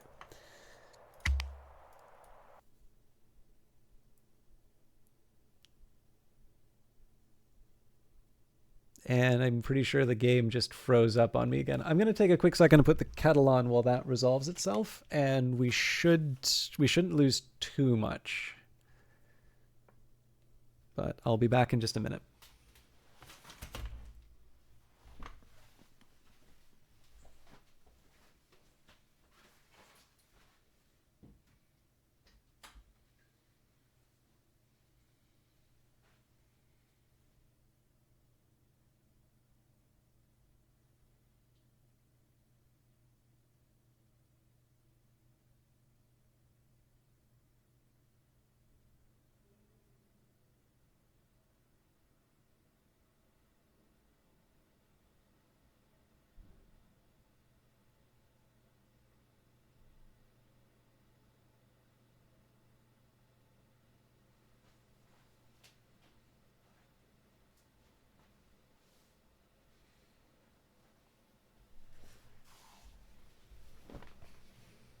Okay, sorry about that. Let's open up the game again.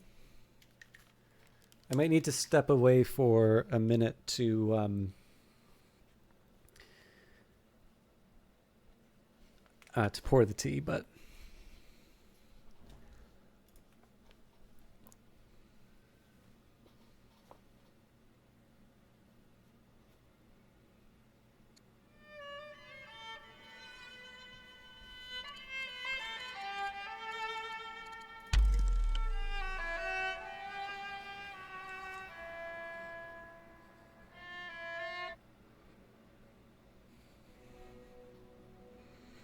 So part of this, there's not a whole lot that has changed about my situation. One of the things that is different with where the ballista are, I'm thinking of using them more aggressively against the enemy infantry.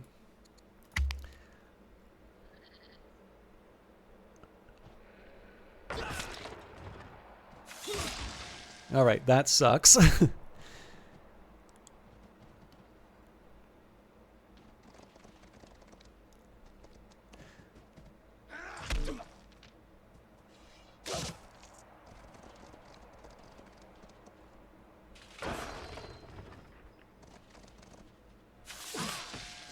Now, I did not realize that those could do a big sweeping attack like that. So already I'm actually dealing with a couple of big blunders, but I think I will still be able to make the most out of this. That is appalling.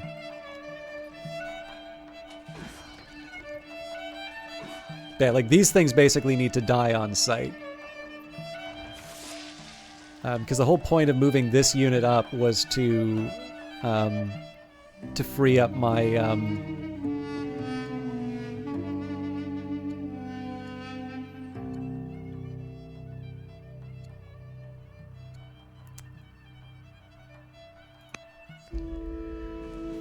basically I wanted to try and preserve a few of the other units, but it actually turns out that cavalry unit is really, really strong. Sorry, kettle's boiling. I'll be back in a sec.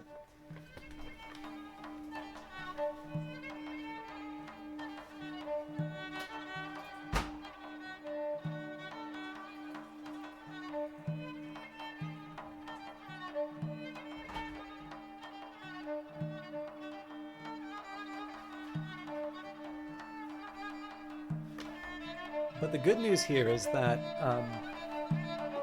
now that I kind of know what I'm up against, I have enough in reserve. All right, the people of Larissa come to you, King Philip the Invincible, renowned for foresight and wisdom to guide Larissa to even greater heights. They must claim more land, or they must become the center of sport. Let's claim more land. Scavengers, wishing to do their part in support of Olynthes, eager citizens have offered to journey out into the wilderness to scavenge for food. How shall we respond? Venture forth and support, or you are not needed now? Not needed now, just so that I can get the benefit of the happiness. Now, what I'm going to do differently this time is that I'd like to try and put some hurt on Thermopylae, but the thing I want to do right at the start, I want to take out the enemy. I want to take out the enemy units first.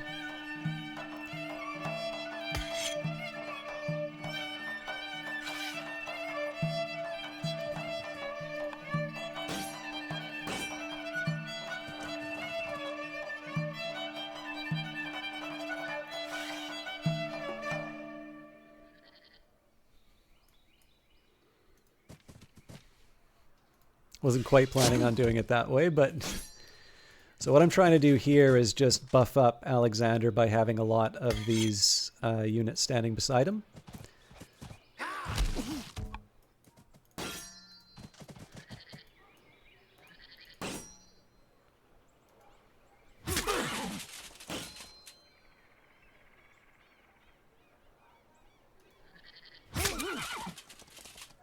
You're kidding me.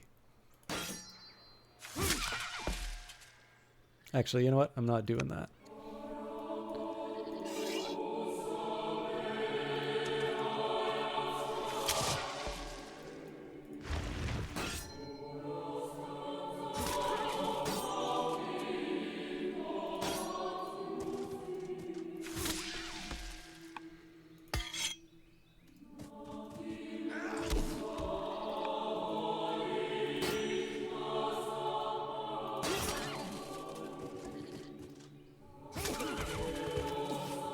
So obviously these things are a pretty high priority to kill.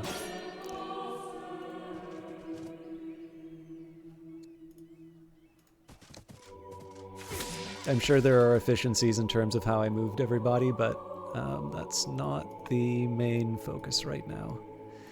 Okay, now we do need to kill the archer. So I'll put a little bit of hurt on Thermopylae just because I can.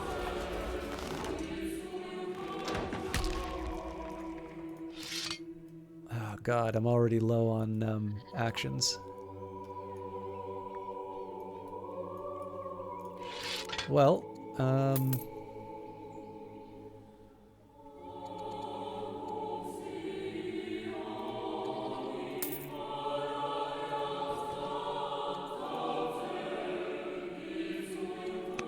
so you know what? I'll move them in. I think I'm actually going to let the turn play itself out. But what I will do...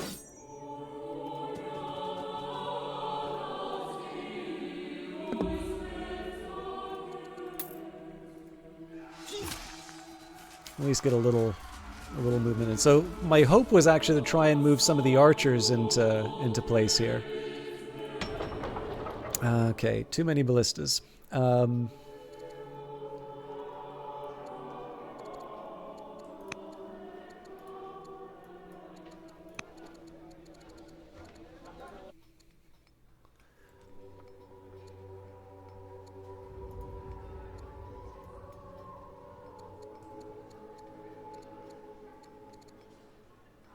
Against my better judgment, I'll bring in another Byreme, but I think that ship has already sailed.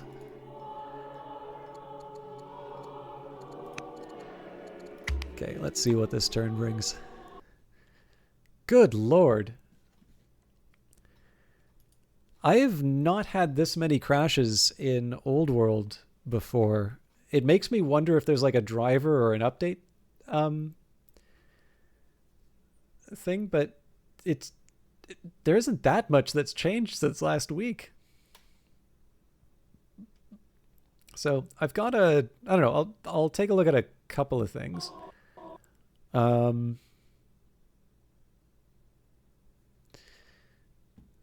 Let's I don't want to like reset my computer or anything because that's going to set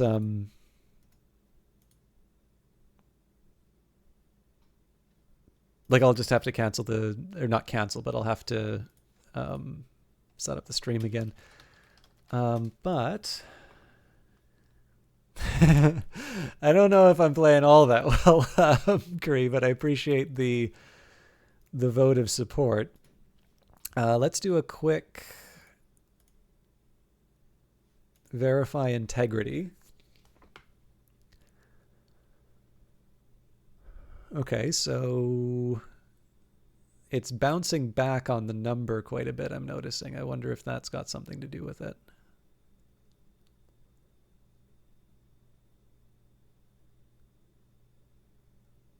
Okay, no problems there. Well, we'll jump in and see where I don't have any like mods or anything like that. That's the thing that's kind of weirding me out here.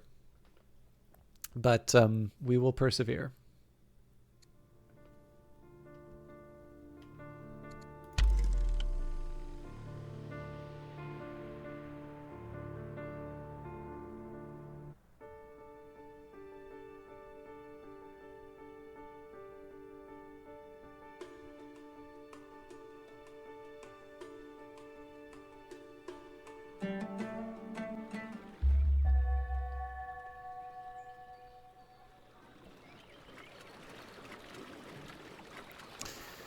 Okay, so we end the turn and hope there aren't too many consequences. Fascinating. Okay, so this is just going to straight up crash.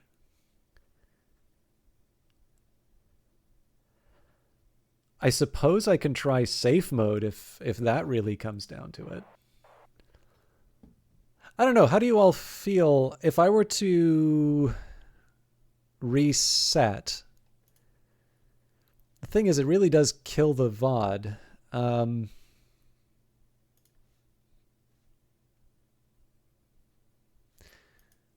So I'll try base Old World one more time.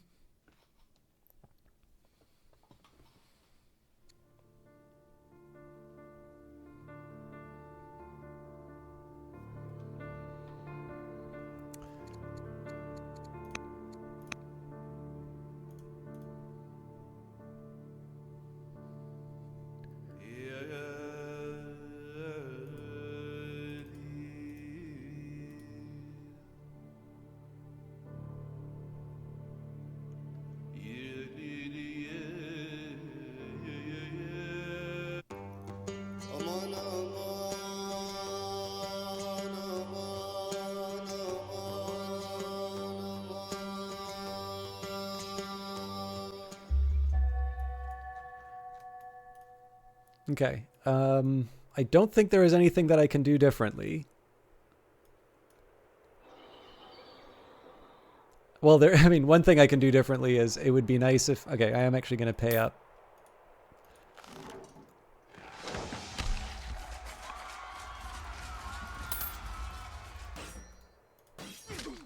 I figure I should put at least some hurt on the enemy. Yep, every single time it loads up the Athenian Alliance on this one. So what I'll try this time, I'm going to open up safe mode, see if that fixes anything. And if not, I'll try the preceding turn. Because, I mean, let's face it, I wouldn't mind it if I could undo a couple of things that that happened the previous turn. So let's see what safe mode does.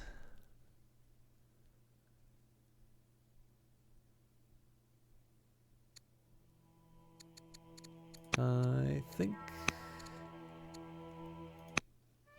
Yeah.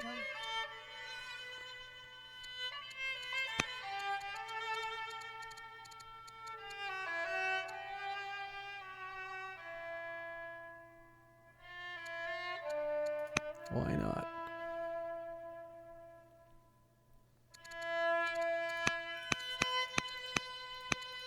Doesn't seem to be too different from what I set before anyway.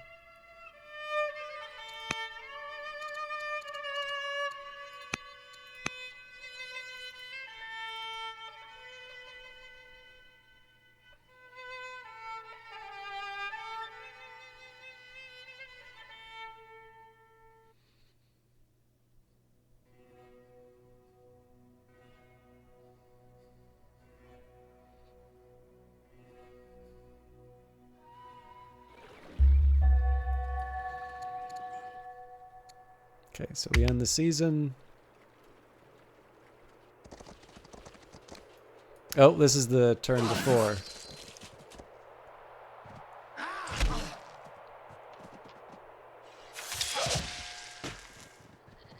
Although they're making different decisions this time.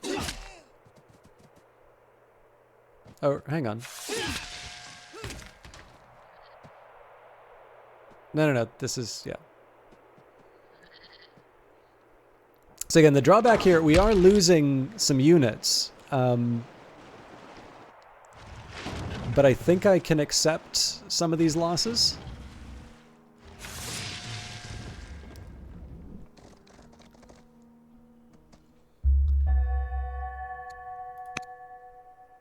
Okay.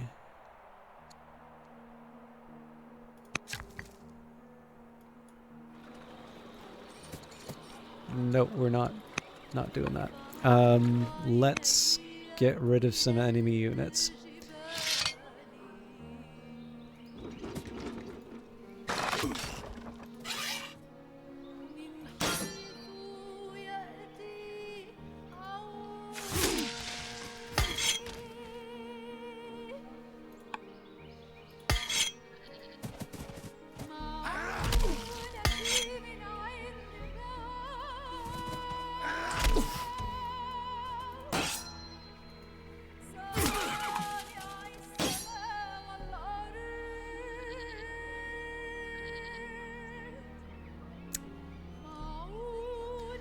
We definitely need to take this unit out.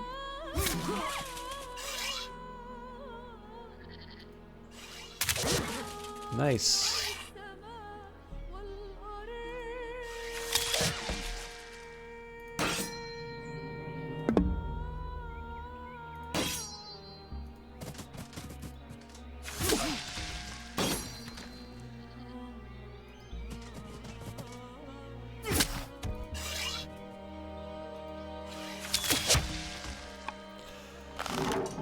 Okay, let's make sure that we're dividing our attention appropriately.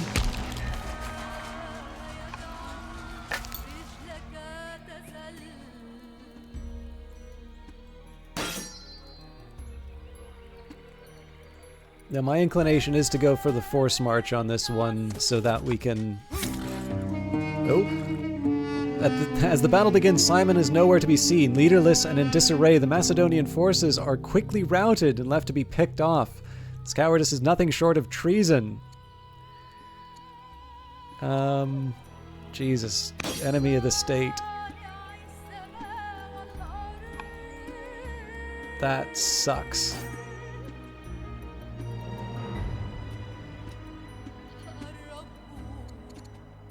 Because this onager is going to be waiting to cause trouble.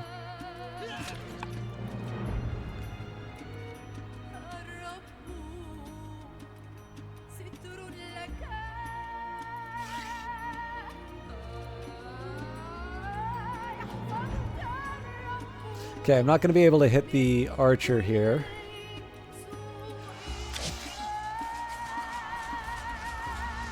So second best, we start bringing the ballista in. And we'll try to replenish some of our...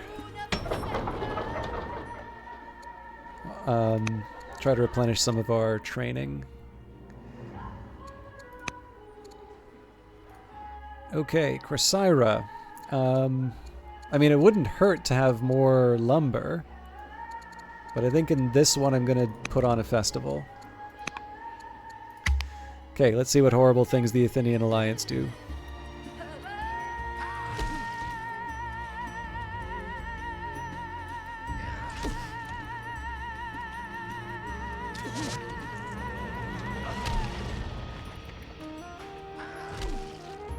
I was a little worried something like this would happen.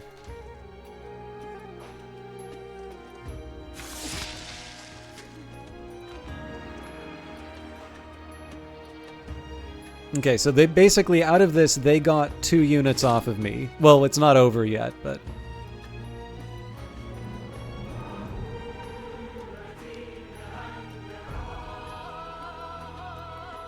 So as long as I can take more than 2, I should be happy. We've done this one before. Let's see what the relationships are. We can afford to lose the Argead opinion. The tournament at Larissa. The Andalusians are holding a tournament in your honor in the city's arena of Larissa, inviting the best fighters from Macedonia to compete in mock combat. The final match is between the drill master of the Andalusians and the archery instructor of the Argeads. The crowd cheers as the two clash, but who will you support? Let's support the Andalusians. Although the fight is long and tense, at the end it is your favorite Andalusian champion who is defeated, falling at the feet of the overwhelming Argead. Although put out that their Andalusian champion lost, the crowd still celebrates such a spectacle of a fight. The warrior waves to and salutes you, drawing further cheers and cries of praise from the adoring masses. Let's see... Longbowmen. Okay, as before, we will... throw as many units as I can at this. So I'm force marching the ballista so that we can sort of spike all the units here. That was a pretty easy one to start off with.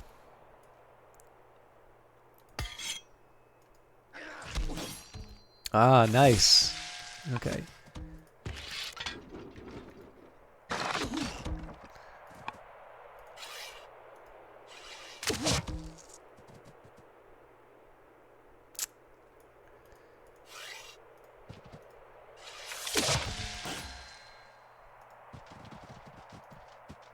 So we're effectively able to wipe out these units. Now, we're not out of the woods with all of this, right? But I've at least got a decent... I would be surprised if this unit survives.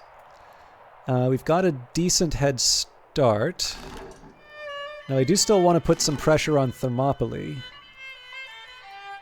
But I also want to take out these mace units.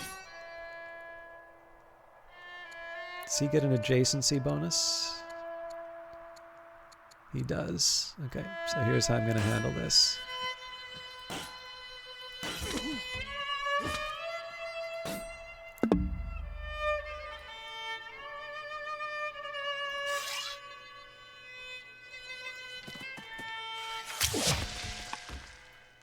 Don't think there's much we can do about this unit, unfortunately, so...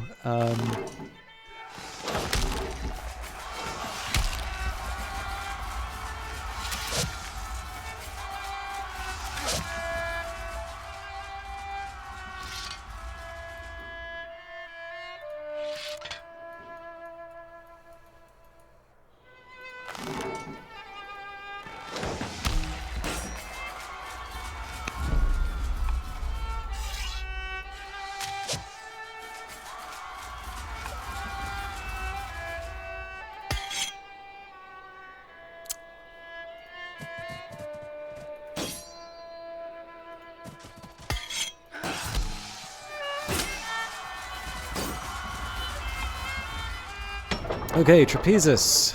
Discontent is at 4, and they're kind of far from the fighting, so I will settle for more happiness. Pella.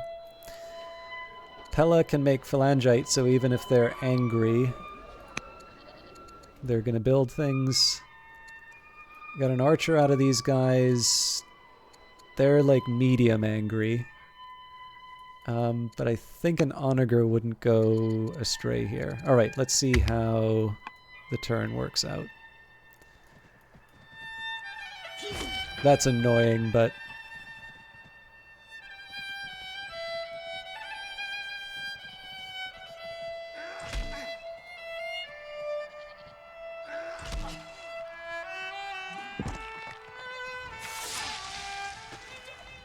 So the important thing to remember here is how much they are paying to get these kills.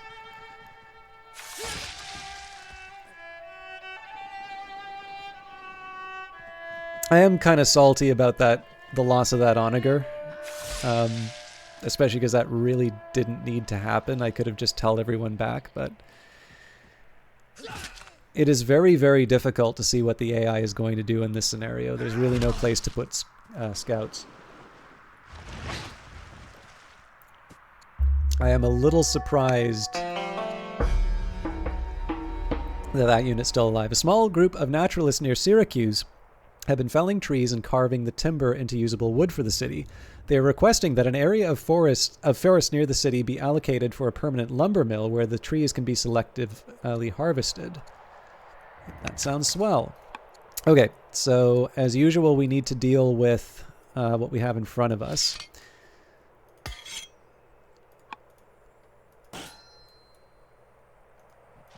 Now, this is going to get kind of interesting. I think the easiest thing for me to do would be...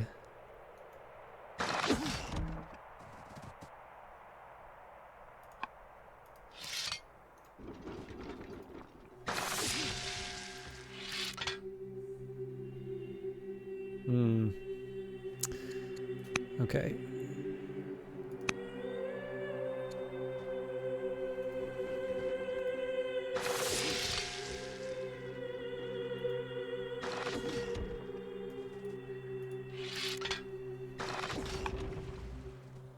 The specific aim here is to get the archers to take out these remnants.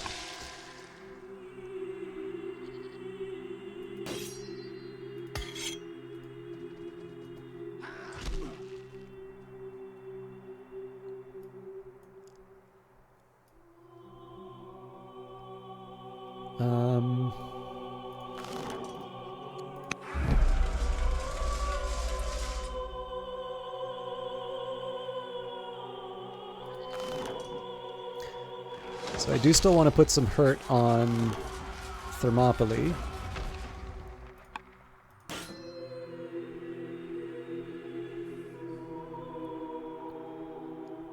But I'm at a point now where the...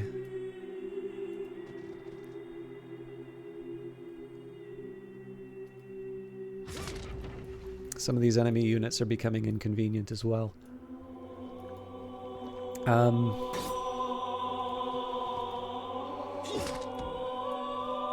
that was a nice unexpected crit, which we might be able to turn into a kill.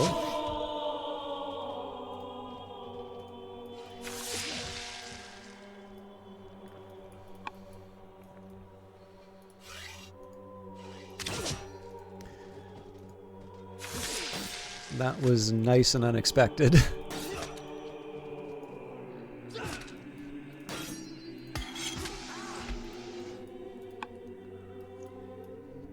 Okay. So my one complaint here is that I haven't been able to wipe out this unit. I don't think I have anything left, though.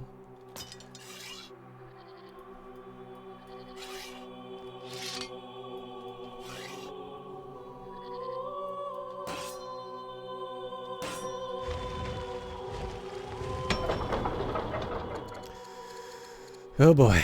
Let's get you working on a worker.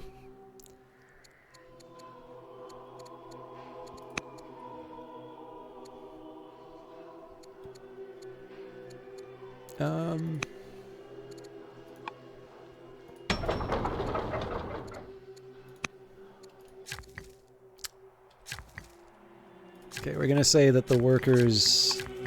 We're just putting anything that workers do on hold for the foreseeable future. Although given the number of units that I've lost, I suspect we are going to have the free orders available.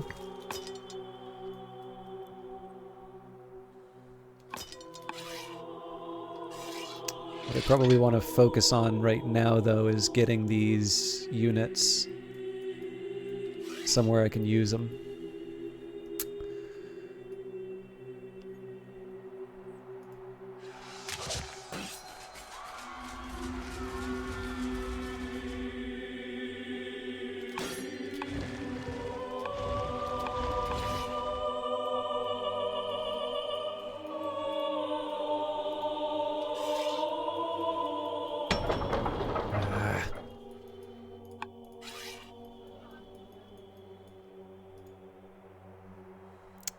Okay. And the good news is that we're going to have a surplus of orders soon. So I'm not crazy about how weak so many of my units are. Actually, there is one change I'll make. We will force march you...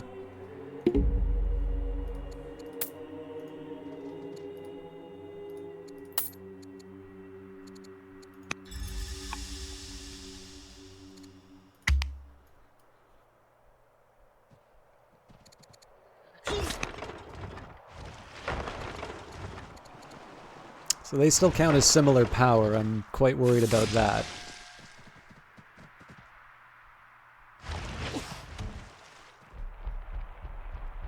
They have their own elephant now. Great.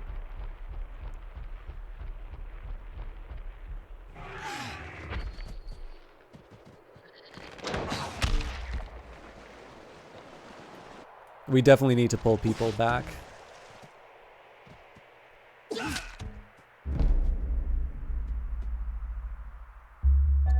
The health of Queen Consort Olympias, your wife, has begun to decline. She is now ill.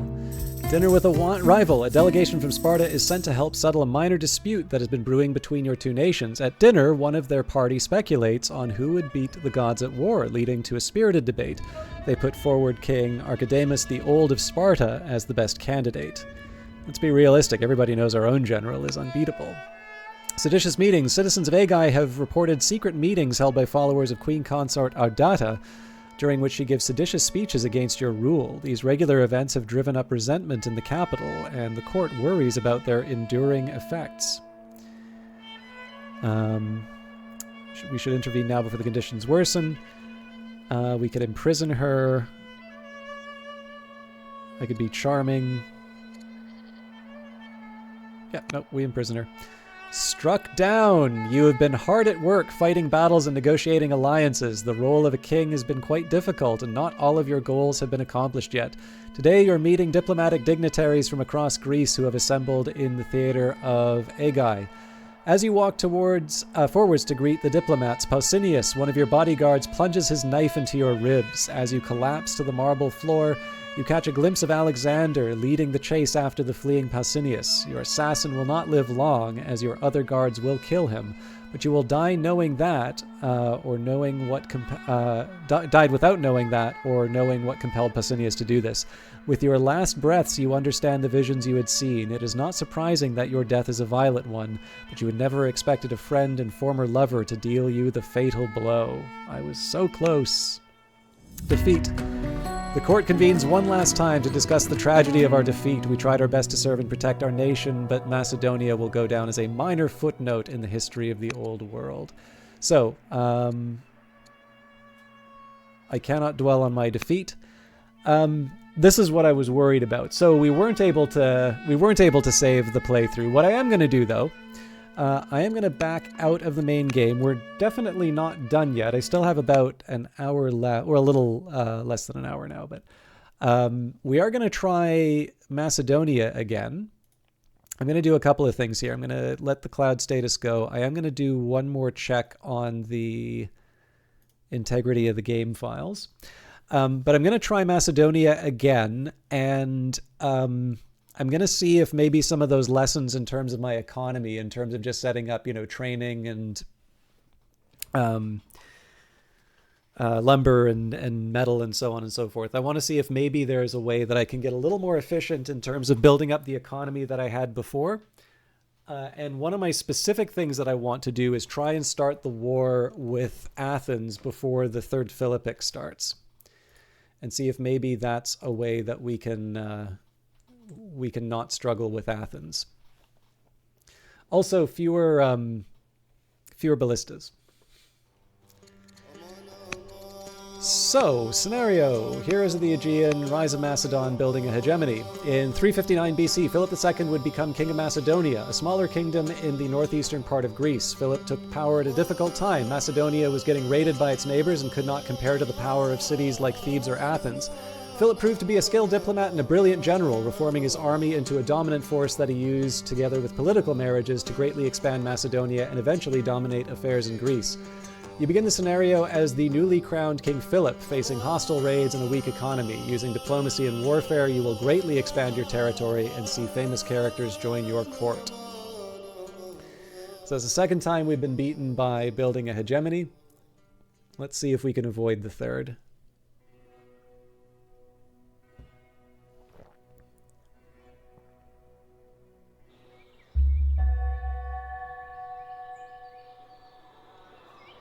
Start a goal, agree to a truce with Thracians or take their cities. You are King Philip the Warrior of Macedonia, and you represent the great Argead dynasty. In your teenage years, you were held hostage by the Illyrians and later by Thebes. While in Thebes, you were in the care of Pamenes, a Theban general who was both your tutor and lover. 5 years ago, you returned to Macedonia. Now your elder brother, Perdiccas, has fallen while campaigning in Illyria, and you become regent per his wishes. Your nephew, Amnitas is meant to take the throne, but he is just a small child, and you have no intention of letting him rule. Having declared yourself the one and only king of Macedonia at the age of 23, it falls upon you to secure the kingdom. Thracians have long been raiding our lands and pose the most immediate threat, as another of their raids is ongoing. We are also facing some Theban mercenaries, but fortunately our relations with Thebes and Athens are now formally peaceful. Thus, the first decision of your rule shall be how to deal with the Thracians. Macedonia will not humiliate itself by bribing barbarians. All right.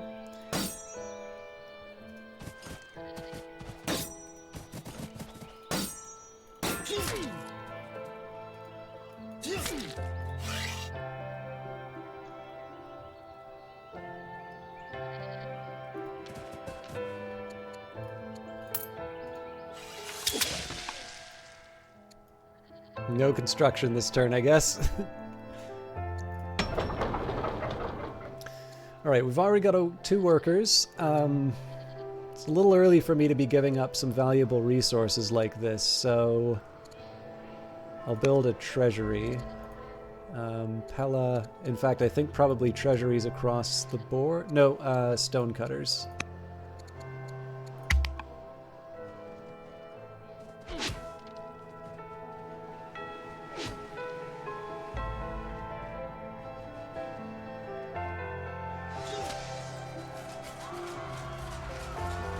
This is always such a hard one to deal with because it's the woods are a good counter to my archers. Ambassador Simon has lately spent too many evenings with just a pitcher of wine for company and is now a drunk. Western expansion. To our west and northwest lies Illyria. The various tribes of the Dardanians and Illyrians have long been an enemy of Macedonia, ever since King Bardalus united the tribes of Illyria. Just 3 decades ago, they were much stronger than Macedonia. Your father, Amantus, tried hard to repel repeated invasions by Bardus, but failed, and was forced to pay them tribute. A year ago, Bardalus personally killed your elder brother in battle. By marrying Queen Consort Odata, you have been able to appease Bardalus, and there has been no fighting since your brother fell. You know that even though Bardalus is a very old man now, Illyria will be a threat to you as it was to your father and brother, so the only possible course of action is to strike back once you are able to. Macedonia must strike Illyria and settle the lands from which so many damaging raids began. Okay, so I want to... So 2 things. Ah, come on.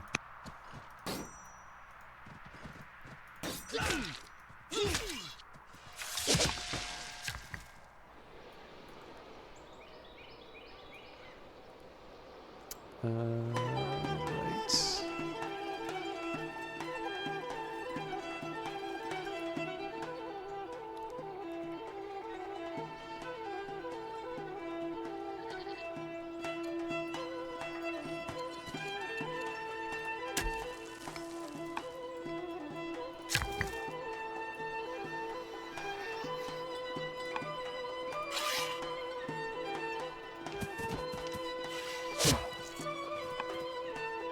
I know it's weird to not to put it in the city, but this is to avoid the city getting another hit.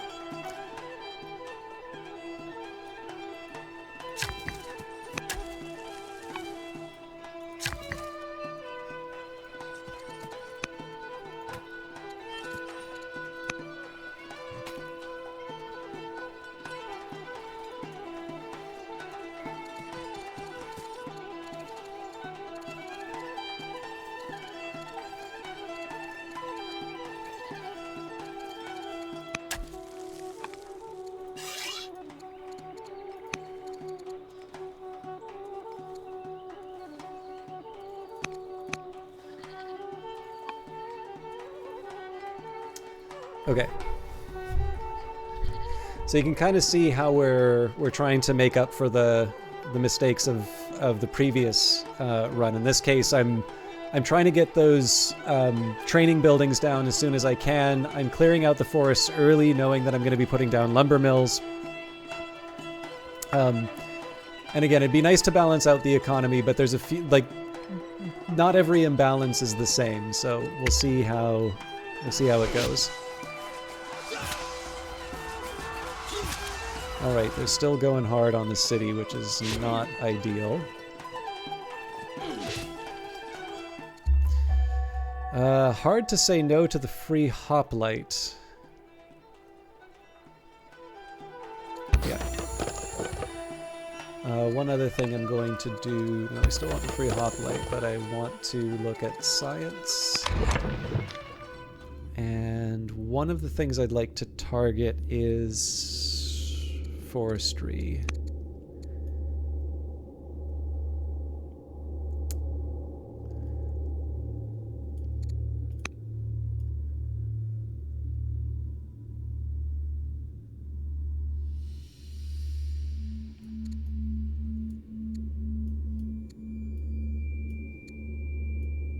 You know what? Let's not even worry about machinery. Let's just focus on forestry for now.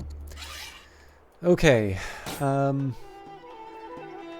going to deal with the raiders first. Although I do wonder if I can...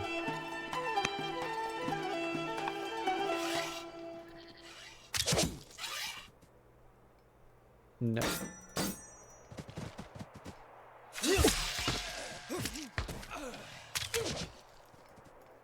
So we are going to need some kind of reinforcements at some point.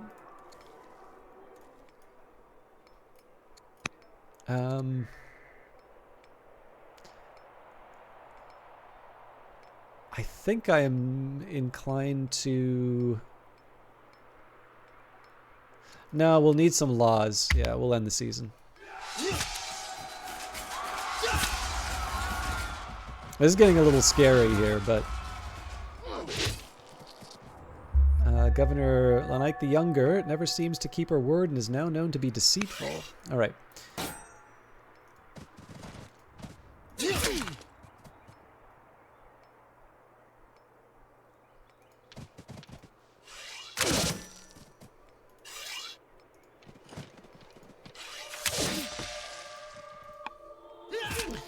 Arrow to the eye. As a true leader, you have always led by example. In any battle, you would be in the front fighting the enemy. You have been scarred many times, but no scars as visible as the one from your latest battle. An enemy arrow struck you squarely in the eye, leaving you in excruciating pain. The battle was still won, as your battles usually are, but your eye would not be saved. It may be time to consider whether you should be a slightly more careful commander, even though there is no denying that you look even more intimidating with only your left eye and as many scars across your face. No wound will deter me from leading my armies. All right. Let's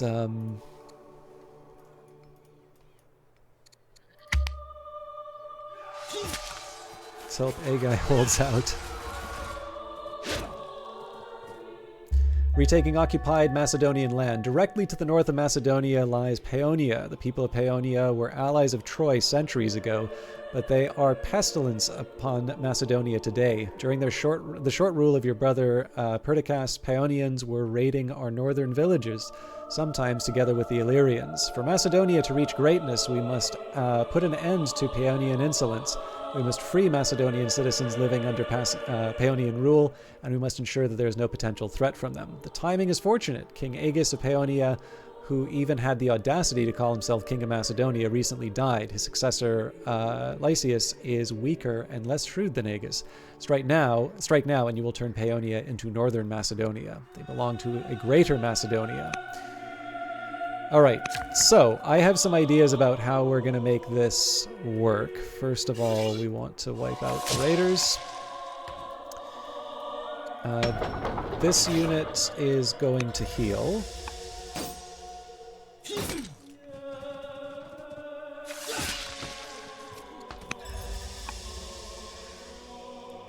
So I need to keep an eye on Thrace, but what I'm going to start doing now is I'm going to put together little strike teams. So that what I eventually want to do is I want to have one team on Paeonia, one team on Thrace, one team on Illyria. I basically want there to be multiple fronts at all times. But I do need to actually set kind of the conditions under which that can happen. So for instance, I still need to get my I still kind of need to balance the books.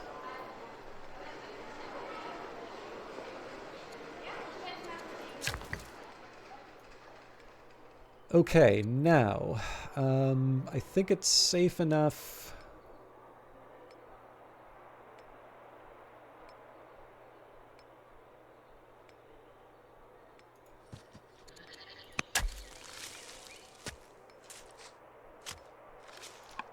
Yeah.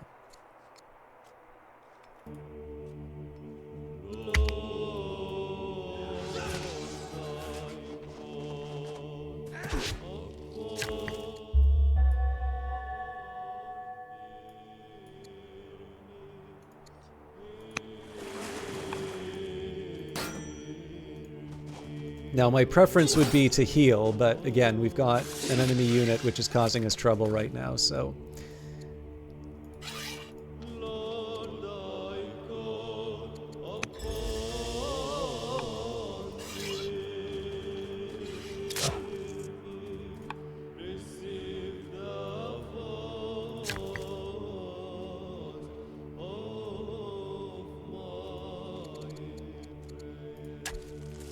This is my third quarry.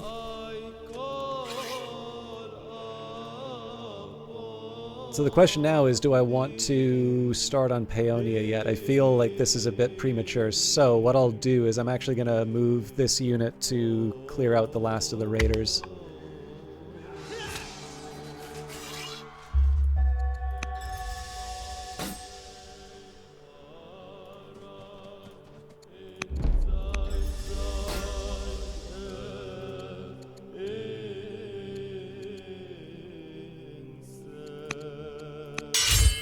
Would have been nice to heal him, but we also need to make sure we have commanders.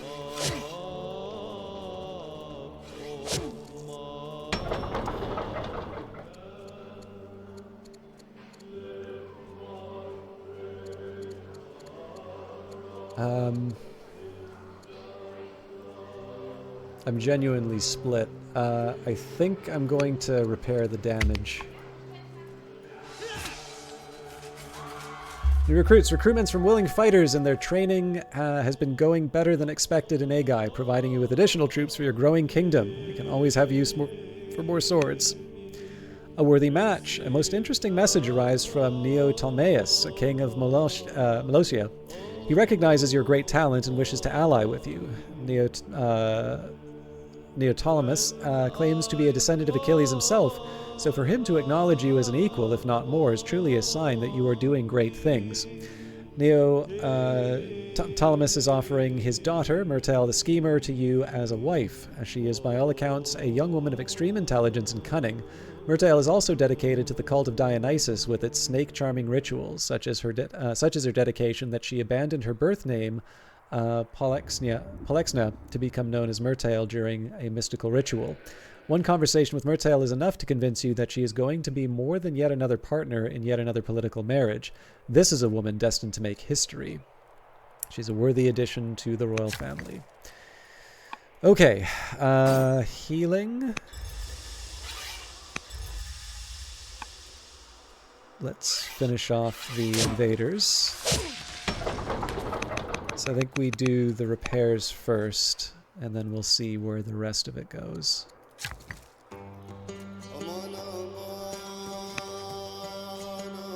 You know what? I'm not opposed to harvesting the wheat, but let's cut the trees that we can. And I do want to get this party started in terms of taking out Paeonia, but bedtime for you. Thanks for the stream, and I hope the rest goes smoothly. Thank you, Oswin. I'm probably gone in about a half hour myself, so I don't expect too much to happen. But I am looking forward to seeing where it goes this time. Anyways, have a lovely evening.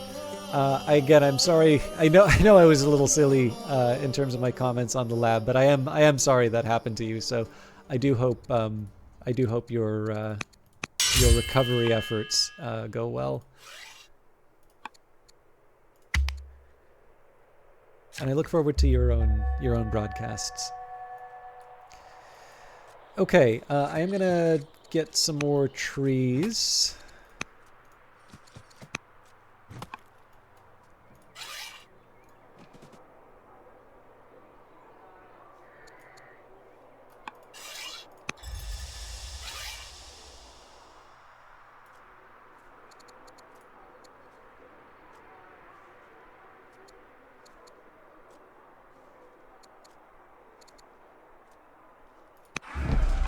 Okay, so I'm going to be a little weak to an invasion here, but I do want to get on with it. So let's it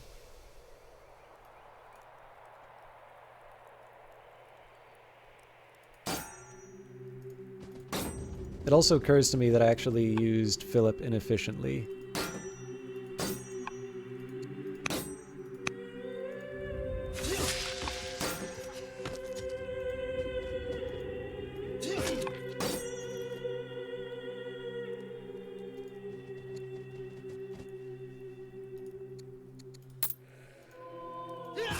So we'll bring the remnants in next turn. I don't want to be spending my training yet. We have enough to be able to take we have enough to be able to take the city next turn, and I don't need to worry about taking more than one city a turn, given that that's a little worrying, but I do have an idea though. Ooh. It's a little bit stronger than I thought they would send. The Paeonia have pillaged our lands and our people are afraid. We should consider bolstering our defenses in Agai. Walls will keep it safe, build forts to bring the fight to them, or we... no, I can build the walls. The benefits of marriage. Now that you've married Queen Consort Myrtale, she has settled into the royal court. It is clear that her influence over her homeland is not diminished, and you can easily understand why. Myrtail is a master of getting people to do her bidding, and has a natural appetite for politics, truly a worthy descendant of Achilles. With her influence, Molossia is now under our political control. It may not be the most developed area of Greece, but it can benefit us nonetheless. You were delighted by the glowing influence of Macedonia, but for the past few days you've experienced a vague concern as you watch Myrtail in the court. This beautiful snake charmer is not a person anyone can control, not even the king of Macedonia. War does not scare us, but peaceful submission is welcome. Okay, it's recommending Axeman, and it's also inexpensive, so let's focus on our war. So there is a very specific plan that I have here. Oh, all right. This is not ideal, but this should still, yeah.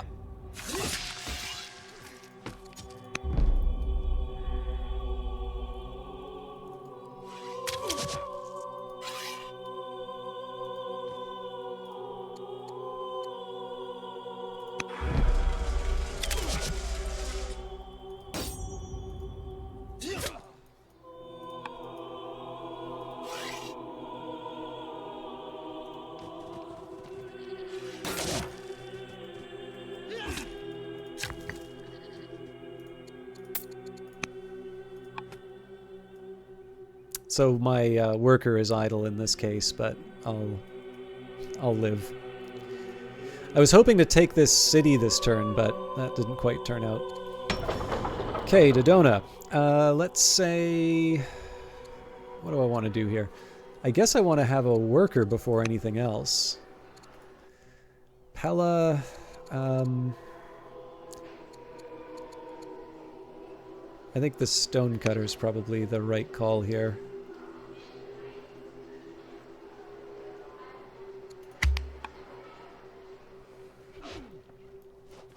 Oh.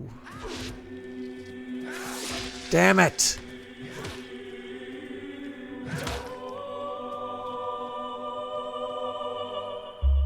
Tax surplus. Agai's treasury overflows with gold. The city's leaders call for immediate funding of key projects. We can save the gold for later, give most to our talented scholar, save for later.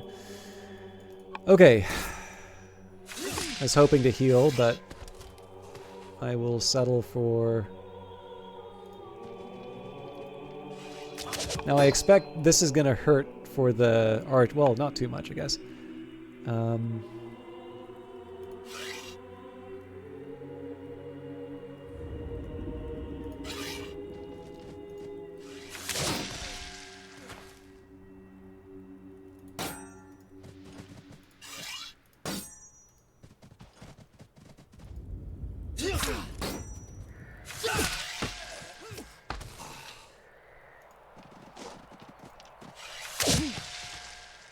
I was not expecting a crit. All in all, not a bad turn.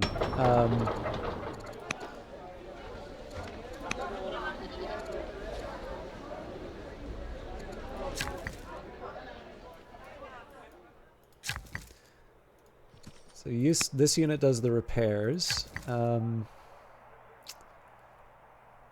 not much for this unit to do anyway.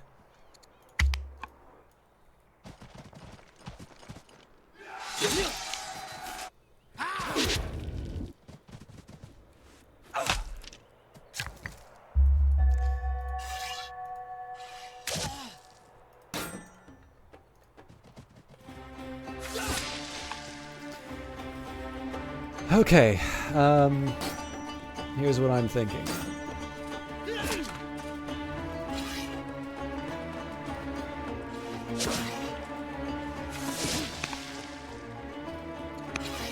Actually, I'm gonna redo this.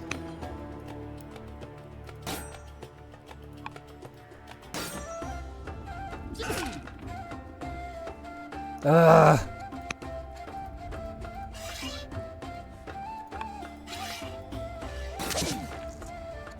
There we go. Our soldiers clear the way for further expansion in Macedonia. There is no shortage of volunteers to settle and rebuild the newly conquered lands. Entire families are ready to set out and only await word from the palace.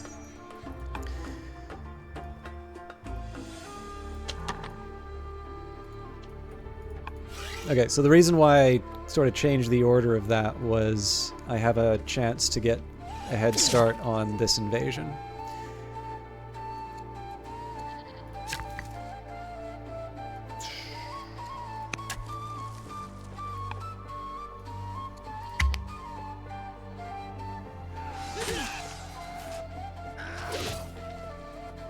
The Olympic Games every 4 years for the last 4 centuries. Olympic Games have been held in Greece with the best athletes across our lands competing in running, wrestling, and throwing and chariot racing.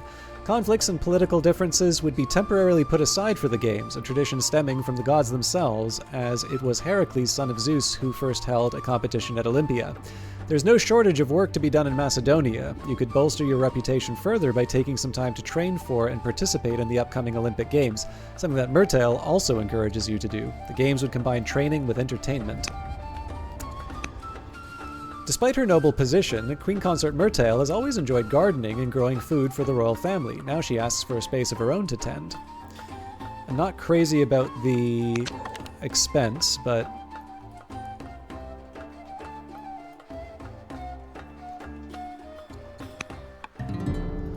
okay, so this lets me heal.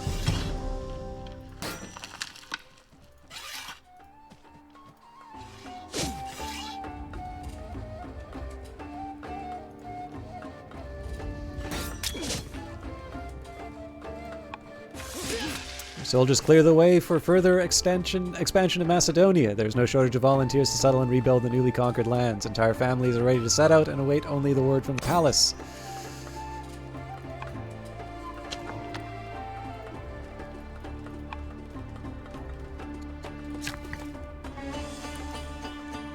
I think I'm going to keep... I should probably do more than just the quarries here, but... okay, Olympias... The Olympiad is 5. I'm curious what it's going to cost me in Pella. Also 5. I'll do a treasury first.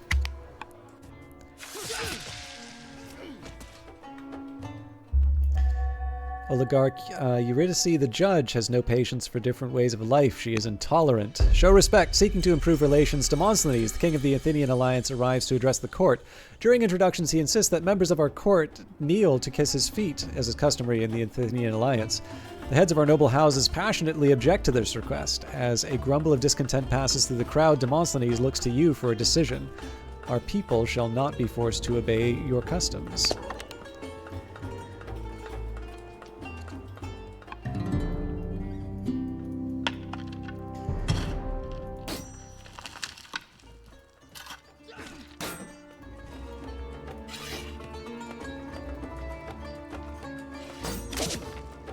Close.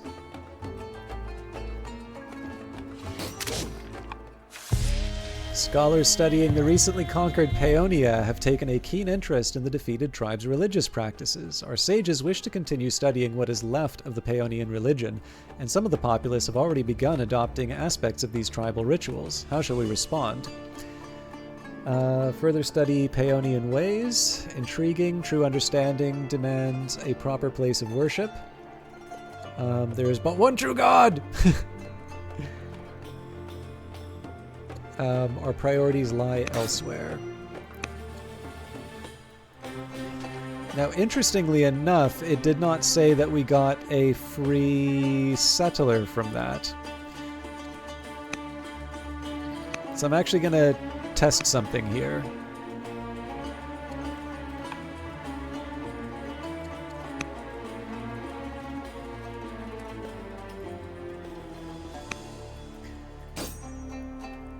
So here we're just going to wait.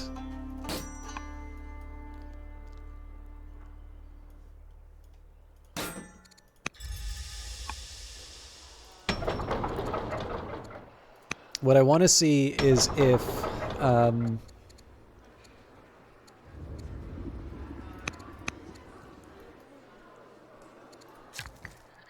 I want to see if I wait, if I wind up with a... Oop, not enough wood.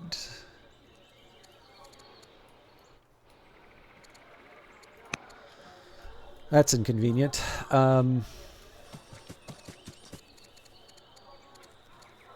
Yeah, that's a mine problem too.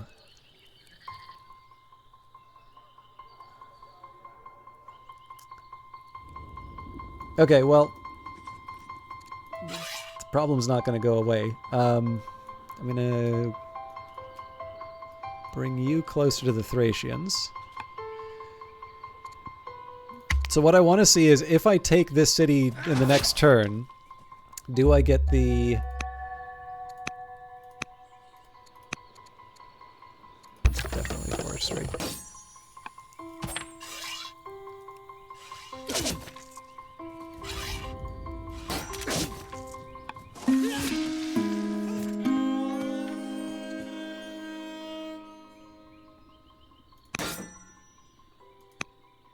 Okay, we didn't get a free settler off of that. So obviously we want to take it out earlier. I don't mind taking the time to build a settler. That's not a huge... It's not a huge bite out of my time. And of course, a new city gives me access to resources.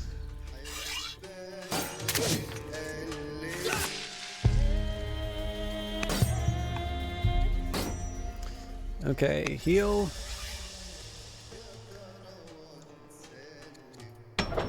Pella gets an Olympiad. Argos, minor, then treasury.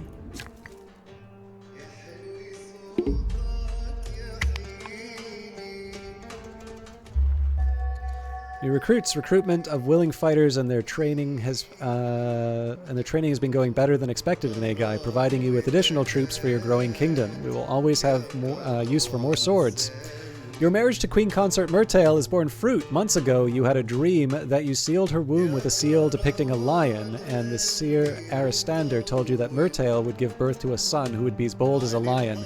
The young boy, less than a week old, already strikes you as a future warrior. You can recognize your own facial features in him, and even the child's cries seem commanding, unlike the feeble wailing of most infants.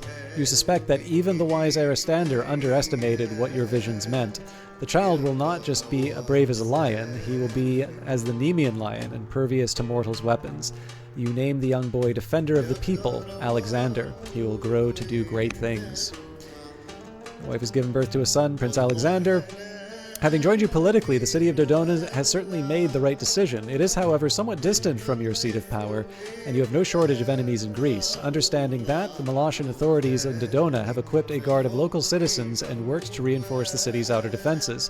This will not be enough should Dodona face a real army, but it should deter any opportunistic attacks. I appreciate the Molossians even more now. Sabotage. Unhappy with our rule, Chaonian saboteurs have destroyed several improvements in the capital. They seek to deface and topple those landmarks that define us as a nation. This cannot stand. I'll make them pay for their influence, or it is time to mend ties with Chaonians. I like the...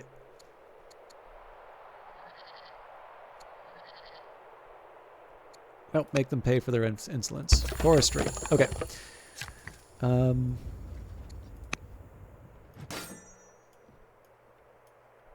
So I'm a little sad that I have to move back here, but...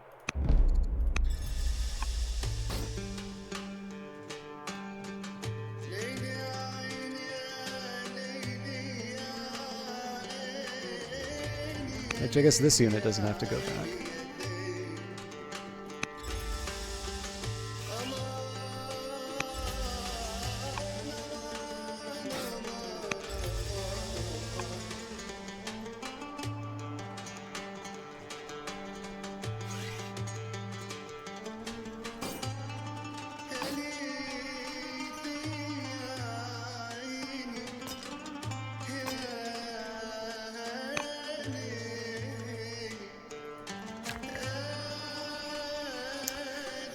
Okay, I gotta do my whole quarry thing again.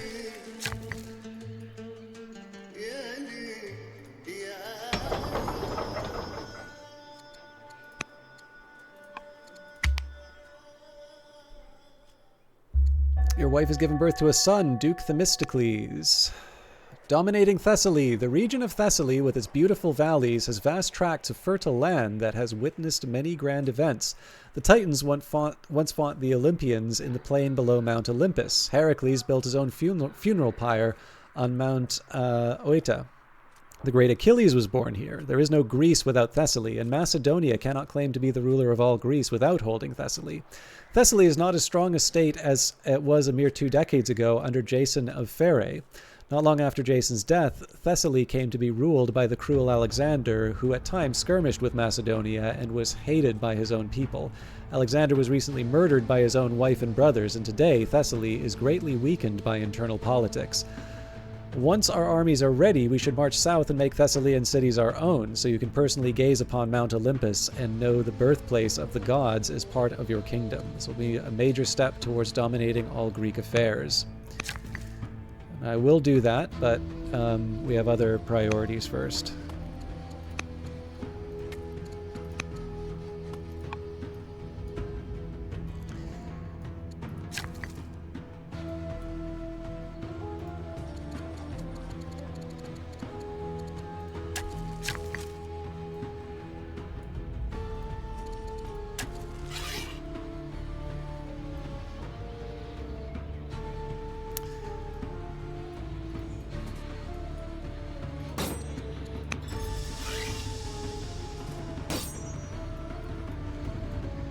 All right.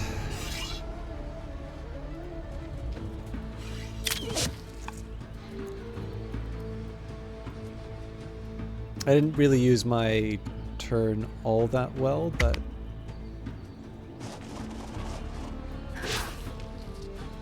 celebrations, not bloodshed. Thessaly presents us with another opportunity to gain influence through marriage. They are not so centralized as to have a single decision-maker, but there are still noble women of significant influence that could be persuaded to enter into marriage with you. We can expand Macedonia by purely military means, or you can seek out a Thessalian wife, once again to reap the political advantages of a well-timed marriage. We will consider this course of action, so definitely going for the Thessalian wife.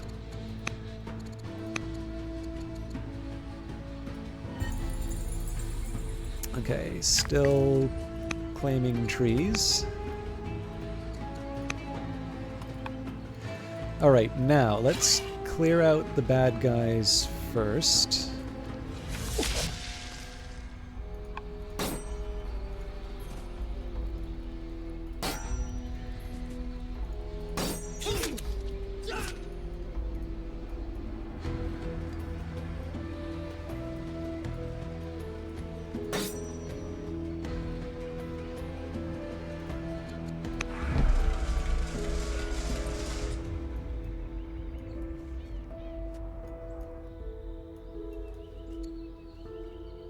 So again, you can see the difference in terms of my approaches here.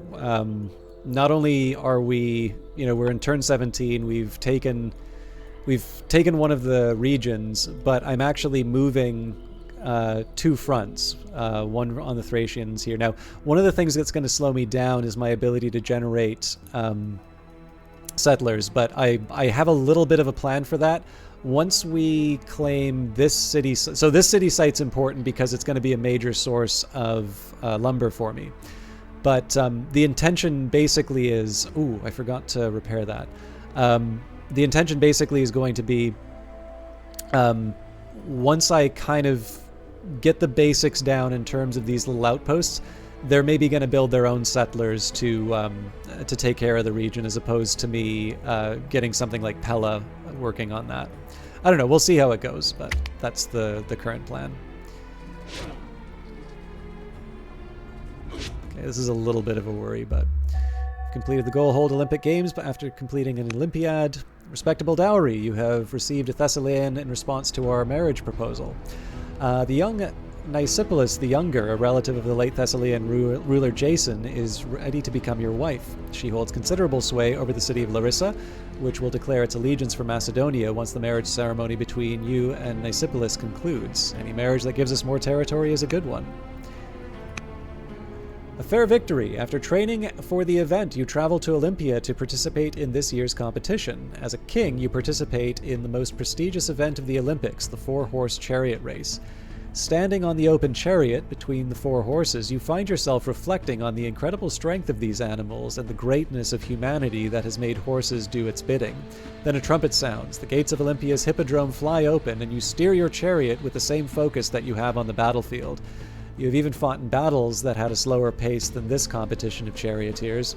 As you evade the other drivers and go for the 12th and final lap around the track, it is your chariot that is ahead of the others. A minute later, to thunderous shouts from the spectators, you become the winner of this Olympiad's chariot race. The olive wreath is rightfully yours, and that is not all. To commemorate your victory, your wife, Queen Consort Myrtale, changes her name to Olympias, so that her place in history will be inextricably tied to your victory today. That would be very entertaining. Rumors swirl through the court that the bones of a great beast of the gods were unearthed in a quarry not far from the palace. Your curiosity gets the better of you, so we arrange to visit the quarry. Seeing the bones, you declare that they belong to a dragon, which inspires new recruits to join the army. A cloud serpent, you order chariots to escort the spirit home, or a lizard of unknown origin. Let's do cloud serpent. The first Philippic, Demosthenes, has spoken in front of the ecclesia in Athens, denouncing you with all the oratorical skill that made him famous. He denounces you as a warmonger and claims that you are singularly obsessed with controlling Greece at any cost, even if that means brutal oppression of all who do not wish to be ruled by you. Demosthenes urges all Athenians to prepare for an inevitable war, going so far as to urge the creation of a new military force that would sail in 50 galleys to do battle in Macedonia. He calls you someone drunk with the magnitude of your achievements and dreams of further triumphs. Most citizens do not agree with this rhetoric, but Demosthenes has plainly revealed himself as an enemy of Macedonia. I have faced greater threats than that. Okay. I actually don't think this would be a bad place to end it.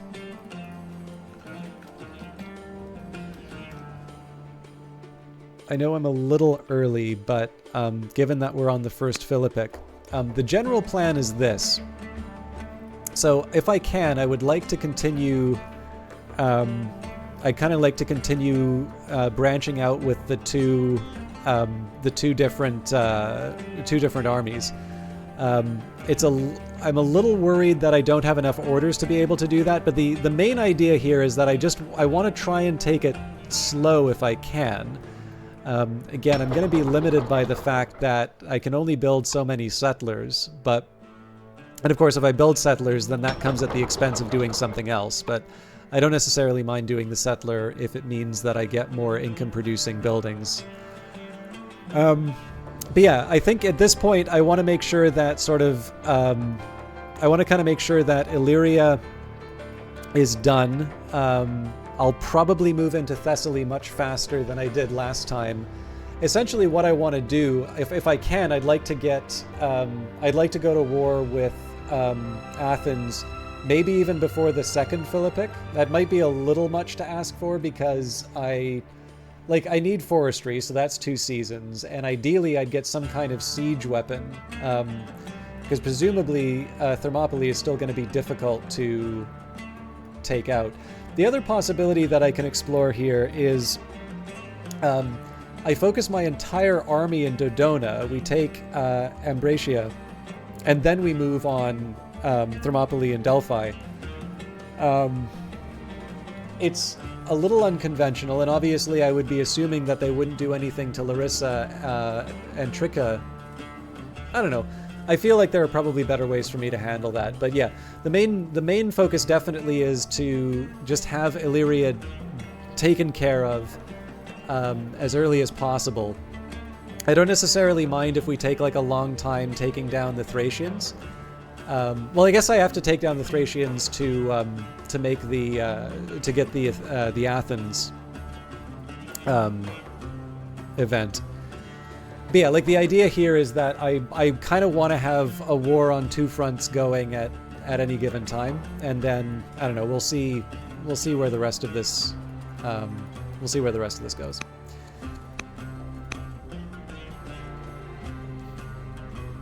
Sorry, I'm a bit scatterbrained tonight, so. But thank you everybody for watching. Just a reminder for the week's plans. I'm going to be doing the local game dev meetup, Dirty Rectangles, on Wednesday. So no Phantom Brigade, unfortunately. That will be back on. That'll be back next Wednesday. I've got two streamers I kind of want to. I've got two streamers that I want to host. Okay. But yeah, so the plan. So the plan is we will be back Old World next week. Phantom Brigade, not this coming Wednesday, but the Wednesday following. I will be back on Friday for more Cyberpunk. And I am curious to see where this one goes. I'm kind of hoping that the third time's the charm, but anyways, we'll see where it goes. Before I lose her, we're gonna get Prosciutto Fist, who is not just doing Baldur's Gate 3 again, but is actually doing Baldur's Gate 3 with friends. And I did. I don't know. It's a lot of fun to watch Pro do Baldur's Gate with friends. It's fun to watch Prosciutto Fest in general, but it's a lot of fun to watch her do it with friends. For those of you who don't want to watch more Baldur's Gate, we have Outworld. Oh dear, did I just cancel my raid? I think I did. Anyways, there's Outworld. Let's try. He was the other one. Okay, the raid is still ongoing, so eventually this is going to stop. What the hell is going on with the raid here?